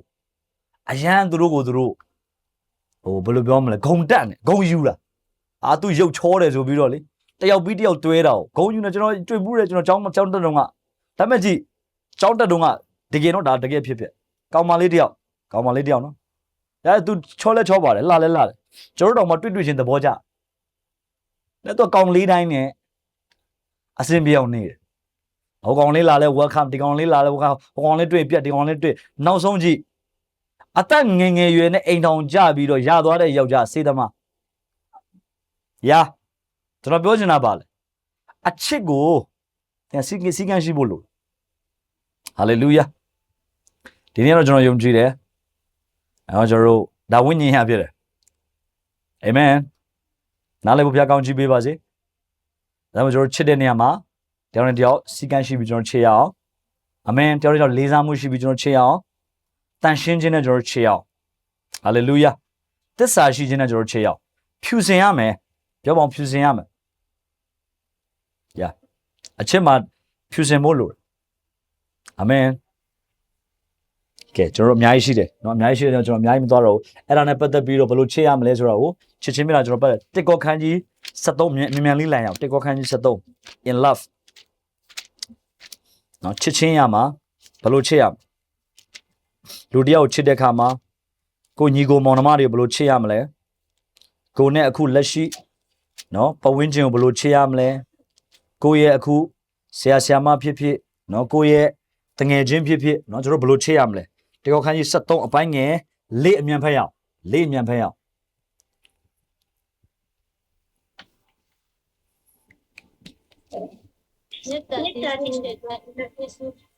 မေတ္တာသည်ဂုံပြိုင်ခြင်းမရှိဝါကြွားခြင်းမရှိမာမာနမရှိမလျောက်ပတ်စွာမချစ်တတ်ကိုယ်ချိုးကိုမရှာတတ်ဒေါသအမျက်မထွက်တတ်အပြစ်ရှိသည်ကိုမထင်တတ်မတရားသောမှု၌ဝမ်းမြောက်ခြင်းမရှိတတ်တမန်တရား၌ဝမ်းမြောက်တတ်၏ဆက်ဖက်ရအောင်အရာသူကိုဖုန်တတ်၏သတိတော်အရာကိုယုံတတ်၏သတိတော်အရာကိုခေါ်တတ်၏သတိတော်အရာကိုသိတတ်၏မေတ္တာသည်ဖောက်ပြန်ခြင်းသဘောနဲ့အစဉ်ကဲ့သို့၏ရပြီအာမင်အာမင်ဆိုတော့ဒါကြောင့်မို့ကျွန်တော် in love ချစ်တဲ့နေရာမှာဘယ်လိုချစ်ရမလဲအခုအချင်းချင်းတွေဟုတ်လားကျွန်တော်တို့เนาะ community မှာကျွန်တော်အသင်းတော်မှာကျွန်တော်တယောက်နဲ့တယောက်ဘယ်လိုချစ်ရမလဲဆိုတာဒီမှာအားလုံးကြည့်အောင်နံပါတ်1ပါလေစိတ်ရှည်ပြီးတော့ချစ်ရချစ်တယ်ဆိုတော့ပါလေစိတ်ရှည်ရမယ်သူအာမင် in love စိတ်ရှည်ရမယ်ကျွန်တော်အမြဲတမ်းစိတ်ရှည်ခြင်းအဲ့ဘာကျေးဇူးပြုရမယ်သူ့ပေါ်မှာချစ်တယ်ဆိုတော့ပါလေကျေးဇူးပြုခြင်းကူညီသူအစင်မပြေတဲ့သူဖျားတဲ့ချိန်မှာကူညီပေးခြင်းလှုပ်ကြွေးပေးခြင်းဟာကျေးဇူးပြုခြင်းဖြစ်တယ်သူအစင်မပြေတဲ့ချိန်မှာဖိမပေးခြင်းကျေးဇူးအဲ့ဒါ love ဖြစ်တယ်အာမင် love ဖြစ်တယ်အာမင်နံပါတ်3ကပါလဲဂုံသူနဲ့ပြိုင်စရာမလိုအာမင်ပြိုင်စရာအကြောင်းမရှိဘူးဘာလို့တင်ချစ်လို့သူ့ဖြစ်ခြင်းကိုတင်သိရတင်ပြိုင်နေဆိုရင်တင်တဖြည်းဖြည်းနဲ့မာနဝင်လာလိမ့်ဒါဟုတ်ဂုံပြိုင်ခြင်းမရှိဘူးဝါကြွားခြင်းမရှိဘူးမာနမရှိဘူး love မှာအာမင်မာနရှိပြီးကျွန်တော်ချစ်လို့မရဘူးသူ့ရှိမှဝါကြွားပြီးတော့ဟာငါ့ကိုဒီလိုဖျားကောင်းကြီးပေးတယ်ဟာငါဒီလိုအဲ့လိုမျိုးဝါကြွားခြင်းကျွန်တော်မရှိဘူးနောက်ပြီးတော့ဗါလဲကိုအကျိုးကိုမရှာတတ်တယ်ကြည့် love ကကိုအကျိုးဒေါသမျက်မထွက်တယ်အချင်းချင်းကျွန်တော်ဒေါသထွက်လို့မရဘူးထင်းရမယ်ဒေါသအဲ့ဒါအသင် image ဖြစ်တယ်အာမင်ဟာဒီတယောက်ဘယ်လိုပြောဒေါသမထွက်တတ်ပါလားဒါအသင်တဖြည်းဖြည်းသူ့တက်ဆံပြဖြစ်လာအာမင်အဘိဓမ္မာလဲမတရားသောအမှု၌ဝမ်းမြောက်ခြင်းမရှိတဲ့ဒါ love ပဲ love ဆိုတော့ဗါလဲဟိုသူများအတင်းပြောရင်ဟိုသူများအားနဲ့ချက်ကြောင်းသူကမပါတော့ဝမ်းမမြောက်ယာအဲ့ဒီထဲမှာသင်ပါရမယ်ဟာလေလုယာဟာလေလုယာတမန်တရား၌ဝမ်းမြောက်တတ်၏အာမင်နှုတ်ကပတ်တော်ခံယူတဲ့အခါမှာဝမ်းမြောက်စွာနဲ့ခံယူရမယ်ပြီးတော့ဗါလဲကြည်ခတ်သိမ်းတော့ပြောပါဦးခတ်သိမ်းတော့ຢာတော့ဖုံးတက်တယ်ပြောပါဦးအရင်ရေးကြီးတယ်နော်ကြည်ချစ်ချင်းမြတ်တာဆိုတာခတ်သိမ်းတော့ຢာဖုံးဖို့ပေးရမယ်တင်းရဲ့ဟိုပါတနာကကောင်းကောင်းမကောင်းကောင်းသူကိစ္စအာမင်အခုကျွန်တော် line ပေါ်မှာ TikTok မှာဆိုကျွန်တော်တွေ့တယ်လေမယုံကြည်သူတွေဆိုပါပြန်ဖော်တယ်ပြောတဲ့စကားတွေပြန်ဖော်တယ်အဲ့ဒါပါလေဖះရှင်မနာယုံဖို့ကောင်းသူများတွေရှိမှလည်းပါလေအသေးပြက်ဒါမှကျွန်တော်ယုံကြည်သူဆိုတာက love တင်းနဲ့ချစ်ကြိုက်ကတင်းရဲ့ EH ကြောင်းတွေကိုတင်လိုက်ဖွားဖို့မဟုတ်အာမင်ဖုံးအုပ်ထားဘာမှပြောစရာမလိုလာမေးလည်းမသိဘူးပဲဖြစ်သူ့အကြောင်းနဲ့ပတ်သက်ပြီးတော့သူ့ရဲ့မကောင်းအကြောင်းတွေသင်ဖုံးဖို့ပေးရမယ် တင်ဝိညာဉ်ကောင်းဆောင်မကောင်းကြောင်းတွေတင်ဖုံးအုပ်ပေးရမယ်တင်ဘေးကလူရဲ့မကောင်းကြောင်းတွေပေါ့အဲ့ဒါပညာရှိတော်သူဖြစ်တယ်ဟာလေလုယာဟာလေလုလူတွေလေးစားမဲ့သူဖြစ်တယ်အာမင်နားလည်ဖို့ဘုရားကောင်းကြီးပေးပါစေတချို့ကကျွန်တော်အမြဲတမ်းဖော်ကြတာအဲ့ဒါမေတ္တာရှိတဲ့သူမဟုတ်မေတ္တာတကယ်ရှိတဲ့သူကသူမကောင်းရင်လည်းသူအားနေချက်တွေနော်သူရဲ့အိမ်မှာသူကဘလို့နေတာအခန်းထဲမှာဘလို့နေတာနော်ဘလို့မျိုးသူကစားတာရဒါတွေတင်ပြောဖို့မဟုတ်နားလည်ဖို့ကောင်းကြီးဘုရားကောင်းကြီးပေးပါစေဖုံးအုပ်ပေးရမယ်အာမင်ပြီးတော့ဗာလဲတီးခံရမယ်ဖောက်ပြန်ခြင်းနဲ့အစဉ်ကင်းလို့ရမယ်ဒါ in love ဖြစ်တယ်နားလည်ဖို့ဘုရားကောင်းကြီးပေးပါစေဟုတ်ပြီဒါဆိုရင်ကျွန်တော်တို့၃ချက်ရှိပါပြီနံပါတ်1ကပါလဲပြင်ရမှာဒီနေ့ကကျွန်တော်တရားဟောတာမို့ဒီနေ့ကကျွန်တော်သင်တို့နှုတ်ကပတ်တော် training teaching ပေးနေတာအာမင်နံပါတ်1ကကျွန်တော်ပါလဲစကားပြောဆိုခြင်းမှာကျွန်တော် example ဖြစ်ဖို့လိုတယ်စကားပြောမှာဘယ်လိုပြောရမလဲသတိထားအာမင်နံပါတ်2ကပါလဲအားလုံး speaker ဖွင့်ပေးပါ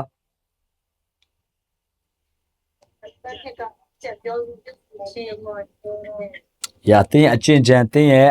နော် lifestyle ကိုလူတွေကကြည့်ပြီးတော့တင်းကို example ယူမှာဖြစ်တယ်အာမင်နံပါတ်3ကပါလဲတင်းရဲ့ချစ်တဲ့ပုံစံကိုကြည့်တရားကြည့်ပြီးတော့ချစ်တဲ့ပုံစံကျွန်တော်ပြောမယ်တင်းရဲ့ partner ကိုတင်းဘယ်လိုချစ်လဲတင်းတို့ဘယ်လိုဆက်ဆံလဲတင်းတို့အချစ်ကဘယ်လိုမျိုးအချစ်လဲ romantic အချစ်လားမျက်စိနောက်တဲ့အချစ်လားရေးကြည့်တယ်နော်လူတွေကိုမျက်စိနောက်တဲ့ချစ်ရှိတယ်ပေါ်လာပြန်ပြီဟိုကလာပြန်ပြီသူတို့ပဲတွေ့တယ်ဘေးနားမှာထိုင်ပြန်ပြီတချို့က TikTok မှာတင်တယ်ဟိုအချစ်တချင်းပဲတင်တယ်အသေးအချစ်ချင်းကိုကြည့်ပြီးဒီတယောက်ကအေးပုံငယ်သေးတာဟိုအခုမှအချစ်ရဲ့ကြီးကျုံဖြစ်နေတယ်အဲ့လိုအပြောမခံနဲ့အာမင်နားလည်ဖို့ဘုရားကောင်းကြီးပေးပါစေကျွန်တော်တခုပြောမယ်နော်ကျွန်တော်တခုပြောမယ်ကျွန်တော်မင်္ဂလာဆောင်တာ surprise အားလုံး surprise ဖြစ်တယ်ဘာလို့ဆိုတော့ကျွန်တော်ဘယ်သူမှမပြော line ပေါ်လဲကျွန်တော်မတင်ဘူးကျွန်တော်လူတွေရှေ့မှာလဲကျွန်တော်လက်လဲမကင်ပြောက်အဘွားလဲမပေးပြောက်အတူတူလဲမထိုင်ရာဒါတင်ရဲ့ချစ်ချင်းမှာတင်ဆံပြပြအာမင်တဲ့ချစ်ချင်းမှာတင်ဆံပြပြတင်မှာ relationship ရှိတယ်မှန်တယ်လူတိုင်းမှာ relationship ရှိလာပြီအချစ်ရှိလာပြီဆိုရင်လူကအလိုလိုရင်းနဲ့အသေးကွဲလာပဲလွမ်းလာတယ်ခံစားလာတယ်ဟုတ်လား emotion တွေဝင်လာတယ်အဲ့ဒီခါမှာ line ပေါ်မှာဟိုဟာလေးကတိုက်ဆိုင်ရင်ဘာဖြစ်လဲ share ခြင်းနဲ့ no တော့မ share နဲ့အဲ့ဒါတင်းကိုလူတွေနောက်မှာတင်း wall ကိုကြည့်တာနဲ့အော် तू ကငယ်သေးတာ哦 तू အသက်ကြီးပြီးတော့အော်လာခံစားနေတယ် तू အသက်ရွယ်မှာအာမနာရအတင်းကိုမထီမဲ့မြင်ပြူမှာနားလည်ဖို့ဘုရားကောင်းကြီးပေးပါစေအာမင်အသက်ကွေးတာလည်းတင်း share ဖို့မဟုတ်အသေးကွဲတာတင်မို့မို့တချို့အရန်ကြွားခြင်းသူ့ကောင်လေးကောင်မလေးအရန်ကြွားခြင်းတော့တင်တော့ဟိုနောက်နေ့ပြတ်တော့ပါဖြစ်လေအဆက်တွေကွဲရောနားလည်ဖို့ဖျားကောင်းကြည့်ပေးပါလေဒါကြောင့်မို့တင်ချစ်ချင်းနေရာမှာကျွန်တော်အရန် serious ထားစေခြင်းနဲ့လူငယ်တွေအာမင်ကျွန်တော်အထူးသဖြင့်နော် Rhema worship နော်ကျွန်တော်ရဲ့နော်ခေါင်းဆောင်တွေဖြစ်တဲ့အခါမှာလူတွေကပြောရင်ကျွန်တော်အဲ့ဓာတွေကျွန်တော်မကြားချင်ဘူးဖြစ်တယ်ဟာအဲ့ဒီတယောက်နော်စံပြဖြစ်တဲ့စကားပြောတဲ့နေရာမှာသူအကျင့်ကျဟုတ်တယ်နော်တကယ်ပဲသူချစ်တဲ့နေရာမှာလဲအော်စံပြဖြစ်လိုက်တာဒါမျိုးဖြစ်ရအာမင်တရားမဟုတ်ဘူးတရားစကားများပြီးတော့နှစ်ယောက်စကားများပြီးတော့တရား praise and worship လာဦးဆောင်မျက်မှောက်တော့လည်းမရဘူးမျက်နာလည်းနီးနေတယ်ဘလို့ရှင်းပြမှာလဲနားလည်ဖို့ဖျားကောင်းကြည့်ပေးပါစေအာမင်ကျွန်တော်ဒီမှာရှိတယ်နော်အချစ်တချင်းတွေပဲTikTokမှာလည်းသင်မသိချင်အောင်ဆောင်တာဝိညာဉ်တော်သိတယ်နော်အာမင်ကျွန်တော်ပြောမှာဖခင်တင့်အတွက်အကောင်းဆုံးကျွန်တော်ပြောမှာဖခင်တင့်အတွက်အကောင်းဆုံးလက်တွဲဖို့ပြင်ဆင်ပေးပြီးသားတင်းဟာမဟုတ်ရင်အတင်းမယူနဲ့အာမင်ဖခင်ရဲ့နံရိုးဟာတင်းနဲ့ဆန့်တယ်မနာဘူးဖြစ်တယ်တင်းကသူ့ကြောင့်နာသွားရင်အဲ့ဒါတင်းနံရိုးမဟုတ်အာမင်ဖခင်ရဲ့နံရိုးဟာတင်းအတွက်ကွက်တိပဲလှတယ်ဝမ်းမြောက်တယ်ပျော်ရွှင်တယ်ဟာလေလုယာငြိမ်သက်ခြင်းရှိတယ်ဒါဖခင်ပေးတယ်တင်းရဲ့နံရိုးပိုင်ရှင်ဖြစ်တယ်တင်းကသူ့ကြောင့်ခံစားနေရပြီသူ့ကြောင့်နာကျင်နေရပြီတင်းရဲ့ဝိညာဉ်ရေးဟာတင်းရဲ့အသက်တာကိုကြာဆင်းစေပြီဆိုရင် right အဲ့ဒါတင်းရဲ့ပါတနာမဟုတ်ဘူးဖြစ်တယ်ကျွန်တော်ယုံကြည်တယ်ဖခင်တင်းအကောင်းဆုံးပြင်ဆင်ပေးထားတယ်ဆိုင်းတော်လဲမျော်လင့်လို့အေကံမယ်ရောက်လာမယ် Hallelujah တဲ့အတွက်လက်တွဲပေါ်ကဆိုင်းပါဒါပေမဲ့မျော်လင့်ပါဧကံမယ်ရောက်လာမယ် Hallelujah တချို့ကထင်တယ်ငါတက်ရွယ်ဒီတက်ရွယ်ရောက်နေပြီကိုတော့ဘာလို့မပေးသေးတာမဟုတ်ဘူးတင့်အတွက်ဖရားပေးမဲ့သူကခဏလေးစောက်ခိုင်းတာအာမင်တချို့ကကိုပြောနေဖရားတော်သူ့မပြောအကျမဒီတက်ရွယ်ရောက်နေအာဗြဟံတော်သားကိုအသက်တရားမှရတယ်အာမင်ယာစိတ်ချ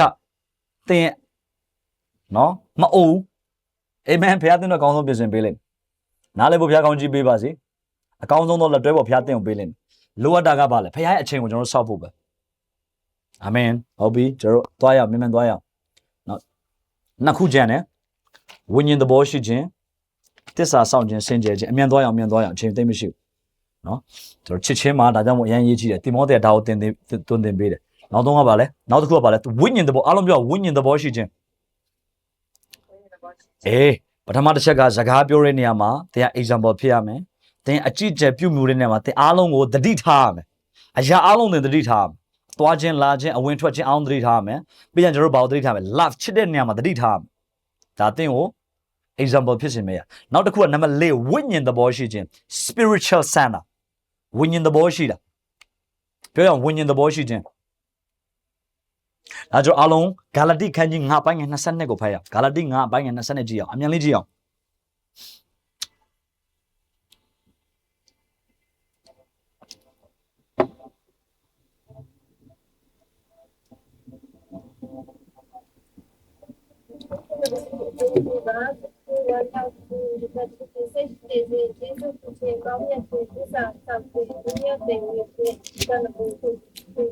ဟုတ်ပြီကျွန်တော်တို့ဒါချက်ကြည့်အောင်ဆိုတော့အရင်ရေးကြည့်တယ်ဒီမှာ example တယောက်ဖြစ်ဖို့ကဝိညာဉ်သဘောရှိဖို့အရင်ရေးကြည့်တယ်ဝိညာဉ်သဘောကပဲကျွန်တော်တို့ကိုယဉ်ချက်တဲ့သူလို့ကျွန်တော်သတ်မှတ်မှာဝိညာဉ်သဘောကပဲဒီလူကဖျားလူပဲဖျားသားသမီးမှန်တယ်ဒီတယောက်ကတကယ်ရွေးတင်တယ်သင်ကိုကြည့်တဲ့အခါမှာဘာနဲ့ဆုံးဖြတ်လဲကြည့်ကျွန်တော်အိမ်ထောင်ဘက်ရွေးတဲ့အခါမှာကြံတဲ့အရာတွေကိုခဏထားပြီးတော့ဝိညာဉ်သဘောဘယ်လောက်ရှိလဲအဲ့လိုကြည့်ပြီးရွေးတယ်အာမင်ကိုယ့်အတွက်ပါတနာကိုလည်းကိုယ့်အတွက်ပါတနာပဲဖြစ်ဖြစ်လူတစ်ယောက်ကောင်းခြင်းဆိုးခြင်းတစ္ဆာရှိခြင်းပေါ်မှာရွေးမယ်ဆိုရင်ဝိညာဉ်သဘောအရင်ရေးကြည့်တယ်အဲ့ဒါရှိတယ်ဆိုရင်ဒီခေါင်းဆောင်ရွေးတဲ့ခါမှာလည်းဝိညာဉ်သဘောရှိတဲ့ခေါင်းဆောင်တင်ရွေးဖို့လို့အာမင်ဆိုတော့ဝိညာဉ်သဘောကအင်မတန်မှရေးကြည့်တယ်ဝိညာဉ်သဘောကိုကျွန်တော်ဘယ်လိုချိန်မလဲဝိညာဉ်အသီးနဲ့ချိန်ဒီတယောက်ကဝိညာဉ်အသီးရှိလားဒါဆိုရင်ဒါတကယ်ဖျားလူပဲဖျားပေးတဲ့လူပဲဖျားပေးတဲ့ခေါင်းဆောင်ပဲဆိုတော့ကျွန်တော်တို့နော်ရှင်းလင်းသွားတယ်ဝိညာဉ်သဘောကကျွန်တော်တို့ရှင်းလင်းစေတယ်ဟာလေလုယာဒါဝိညာဉ်အသီး9မျိုးရှိတယ်ဝိညာဉ်သဘောသင်ရရှိရမယ်သင်ဝိညာဉ်သဘောရှိလာပြီဆိုရင်သင်လူတွေအလိုလိုသဘောကျလာလိမ့်မယ်သူများနဲ့ရှင်လိုက်ဟိုတယောက်ကစကားပြောကောင်းတယ်ဟိုတယောက်ကဒါကောင်းတယ်ကြင်ကြံတော့လည်းကောင်းတယ်ဒါပေမဲ့သူ့မှာဝိညာဉ်သဘောမရှိဘူးဆိုရင်သူကြံခဲ့ပြီအဲ့ဒါဝိညာဉ်သဘောရှိရင်သင်ဟာနော် example ဖြစ်လာပြီလူတွေသင်ကိုစိတ်ဝင်စားလာပြီလူတွေအတွက်သင်ဟာရင့်ကျက်တော်သူဖြစ်ပြီအာမင်ဝိညာဉ်သဘောရှိခြင်းနံပါတ်1ကပါလဲဝမ်းမြောက်ဆွမ်းပြောတယ်ချစ်ချင်းကပါပြီးသားပြီနော်ဒါဝမ်းမြောက်ခြင်းမှာကျွန်တော်အရာရာ၌ဝမ်းမြောက်တတ်ဝိညာဉ်သဘောရှိရတင်ကဘာပေးလက်ဆောင်ပေးလဲတင်ကဝမ်းမြောက်တတ်ရမယ်။ဥမာသူများနဲ့ရှင်ပြီးပေးတဲ့ခါမှာတင်လက်ဆောင်အသေးကောင်းသေးမယ်ဒါပေမဲ့တင်ကဝမ်းမြောက်တတ်ရမယ်။ဟာလေလုယာဝိညာဉ်သဘောရှိတဲ့သူကဝမ်းဒါကြောင့်လူတစ်ယောက်အမြဲတမ်းနော်ရည်နေဖို့ပြောတာမဟုတ်ဝမ်းမြောက်တတ်တဲ့နှလုံးသားရေးကြည့်အဲ့ဒါဝိညာဉ်သဘောရှိခြင်းလက္ခဏာဖြစ်တယ်။ဟာလေလုယာစိတ်ဆိုးစိတ်ကောက်တာဝိညာဉ်သဘောမဟုတ်ဘူးနော်။ခေါင်းဆောင်တစ်ယောက်ဖြစ်စိတ်ဆိုးစိတ်ကောက်တဲ့သူနော်ကျွန်တော်ချင်းလို့ဆိုရင်ကျွန်တော်တို့ချင်းလို့ဆိုနွားတယ်တဲ့နှခိုင်းချော်ပြီးတော့လေသိလားမသိဘူးဒါမျိုးစိတ်ကောက်တတ်တဲ့သူကစိတ်ဆိုးတတ်တဲ့သူကဝိညာဉ်သဘောရှိ example မဖြစ်ဘူးဒါမျိုးကခေါင်းဆောင်မဖြစ်ဘူးစိတ်ဆိုးလို့မရဘူးစိတ်ကောက်လို့မရဘူးအာမင်တဲ့ example ကောင်းတစ်ယောက်ဖြစ်တဲ့ဝိညာဉ်သဘောပါလေဝမ်းမြောက်ရမယ်စိတ်ဆိုးလို့မရဘူးစိတ်ကောက်လို့မရဘူးနော်သဘောထားကြီးရမယ်နှလုံးသားကျယ်ဝင်ရမယ်နံပါတ်2ကပါလေနံပါတ်1ကဝမ်းမြောက်ခြင်းနံပါတ်2ကငြိမ်သက်ခြင်းအာမင်ဝိညာဉ်သဘောရှိဆိုတာငြိမ်သက်ခြင်းဆိုတာဘာပြောလဲလူတွေကိုအားပေးတာလူတွေကိုနှစ်သိမ့်ပေးရလူတွေကိုကူညီပေးရလူတွေကိုနော်ကိုယ့်အားဖြင့်ဥမာမချမ်းမာတဲ့သူရှိရင်ဆုတောင်းနှစ်သိမ့်ပေးရသူတို့ငြိမ်သက်ခြင်းရပါတယ်သင်အားဖြင့်အာမင်အားငယ်နေတဲ့သူ အဲ့ဒီလူကိုတင်ကနှစ်သိရသူ့မှာညီတဲ့ချင်းရသွားအဲ့ဒါတင်ကိုသူကကြည့်ပြီးတော့ဟာဒီတရားကိုဝိညာဉ်သဘောရှိလိုက်တာအာမင်တင်ဆူတောင်းပေးတယ်ကူညီပေးလိုက်တယ်အဲ့ဒီလူတယောက်ညီတဲ့ချင်းရသွားတယ်ဒါတင်ကဝိညာဉ်သဘောရှိနေတာနားလည်ဖို့ဘုရားကောင်းကြီးပေးပါစေစိတ်ဆိုးစိတ်ကောက်တဲ့သူရှိလားညာဒါဆိုတင်ဒီနေ့ဝမ်းမြောက်အောင်အာမင်တင်ကိုဆုံးမသွန်သင်လဲဝမ်းမြောက်အောင်တချို့ကဆရာကနည်းနည်းပြောလိုက်တာသူကတဘဝလုံးမှတ်ထားတယ်တဘဝလုံးသူအခဲမကြည့်ဘူးအဲ့ဒါရတဲ့အဲ့ဒါဝမ်းမြောက်ဆိုတာမခံဘူးလားဖြစ်တယ်အာမင်နောက်ငြိမ်သက်ခြင်းရှိရမယ်ဝမ်းမြောက်ခြင်းရှိရမယ်တုံစိတ်ရှည်ခြင်းပြောပါဦးစိတ်ရှည်ခြင်းစိတ်ရှည်ရမယ်လူတွေပေါ်မှာစိတ်ရှည်ရမယ်နော်ကျွန်တော်တို့ခေါင်းဆောင်တွေပေါ်မှာစိတ်ရှည်ရမယ်အာမင်စိတ်ရှည်ရမယ်သားသမီးတွေပေါ်မှာဇနီးတွေပေါ်မှာအားလုံးပေါ်မှာကျွန်တော်စိတ်ရှည်ရမယ်ချက်ချင်းဒေါသနဲ့ပြန်တုတ်ပြန်မဟုတ်တချို့ကလေတရားနားထောင်တာကြာလိုက်တာဆရာဆိုပြီးသူကစိတ်မရှိတော့သူအချက်ပြတယ်သဘောပေါက်လားမသိဘူးဒါမျိုးမရအောင်ဒါတင်စိတ်ရှည်တာတင်ဝိညာဉ်သဘောမရှိဘူးတင်က example ဖြစ်ချင်ပါတယ်ဆိုဘလောက်ဟောအာမင်တင်ကစာငတ်မယ်အဆုံးထိ hallelujah ဒါတင် example ဖြစ်နေတာတင်ကတက်ကြွနေတာ example ဖြစ်နေတာ hallelujah တဲ့စိတ်မရှိတဲ့နေရာမှာထိတ်ဆုံးမဖြစ်စေနဲ့အာမင်စိတ်ရှင်ကဘာပြောစိတ်ရှင်ဟိုတယောက်ကတင်ဒေါသထွက်စေတယ်ကျွန်တော်တို့ဆိုရင်လေဟိုတချို့ကစိတ်ကမထိန်နိုင်တော့ self control သူ့ရဲ့ mind control မရှိတော့ဟိုတယောက်ကသူ့ကိုပြောလိုက်တာချက်ချင်းတုတ်ပြန် Facebook မှာတုတ်ပြန်တယ်အဲ့ဒါစိတ်မရှိတဲ့ဖွဲ့တွေဖြစ်တယ်ဝိညာဉ်သဘောရှိတဲ့သူကပါကိုယ့်ကို control လုပ်နိုင်အာမင်အဲ့ဒါဆက်ကြည့်ရအောင်နော်ဒါကြောင့်မို့ aura တွေနော်ကျွန်တော်တို့လေတန်ကျေတာတွေဟာနော်ကျွန်တော်တို့အများနဲ့ပြောတတ်တယ်လေနော်စိတ်မရှိတဲ့ခါမှာပါပဲလေငါစိတ်မရှိတော့ဘူးနော်ဒါမျိုးတွေ order တွေနော်လာပြန်ပြီတို့ကြာလိုက်တာတို့နော်ဒါမျိုးတွေကျွန်တော်တို့ထိမ့်ဖို့လို့ကျွန်တော်အတန်းဒါစိတ်မရှိခြင်းရဲ့လက္ခဏာတွေဖြစ်နောက်တစ်ခုကပါလဲဂျေဇုပြုခြင်းဂျေဇုပြုခြင်းဂျေဇုပြုရမယ်ကုညီရမယ်ဖေးမရမယ်ဒါပြောတယ်နောက်ဝိညာဉ်သဘောရှိတဲ့သူကလူတွေကိုဂျေဇုပြုတယ်ပေးကမ်းတယ်ကုညီတယ်မဆတယ်အဲ့ဒါဝိညာဉ်သဘောရှိခြင်းဖြစ်တယ်အာမင်ဘလောက်ပဲတင်ကဆူတောင်းဘလောက်ပဲတရားတွေဟောလူတွေကိုမပေးကမ်းအောင်မကူညီဘူးဆိုရင်တင်ဝိညာဉ်သဘောမရှိဘူး။အဲ့တင်လူတွေလေးစားမှာမဟုတ်။အာမင်။ဒါလည်းဘုရားကောင်းကြီးပေးပါစေ။ခေါင်းဆောင်နေဖြစ်တယ်။ဟာလေလုယာ။အားလုံးသင်ပေးနေတာနော်။ဘာလို့ဆိုကျွန်တော်နှာခေါင်းမသင်တော့ဘူးဖြစ်တယ်။ကျွန်တော်နှာခေါင်းဒီရတဲ့သင်ခန်းစာမတော်။ဒါယေရှုကနော်သားတွေကိုကျွေးတဲ့အစာဖြစ်တယ်။အာမင်။နောက်တစ်ခုကပါလဲကောင်းမြတ်ခြင်းပြောပါအောင်ကောင်းမြတ်ခြင်းဒါခုကဝိညာဉ်သဘောရှိတော့ပြောနေတာနော်ဝိညာဉ်သဘောဆင့်ကောင်းမြတ်ခြင်းနော်ကောင်းမြတ်ခြင်းရှိရမယ်ကောင်းမြတ်ခြင်းပါလေလူတွေအစဉ်ပြေဖို့တော့ကျွန်တော်စဉ်းစားမယ်လူတွေကိုအကောင်းမဲ့ပြောရမယ်ဒါကောင်းမြတ်ခြင်းသင်္ကေတဖြစ်တယ်လူတွေအတွက်ဘာကောင်းမလဲဆိုစဉ်းစားပေးရကိုခေါင်းဆောင်အတွက်ငါလေးဒါဘာလို့ပေးငါခေါင်းဆောင်အတွက်ကောင်းမလဲငါအသင်းတော်အတွက်ဘာကောင်းမလဲငါတို့မိသားစုအတွက်ဘာကောင်းမလဲအာမင်ပြီးလူတွေရဲ့တည်င်းကောင်းမဲ့ပြောရမယ်လူတွေကိုကောင်းတာပဲပြောရမယ်လူတွေကိုချီးမွမ်းစကားပဲပြောရမယ်ဒါကောင်းမြတ်ခြင်းရဲ့လက္ခဏာဖြစ်တယ်ဒါတင်ဝိညာဉ်သဘောရှိတာဖြစ်တယ်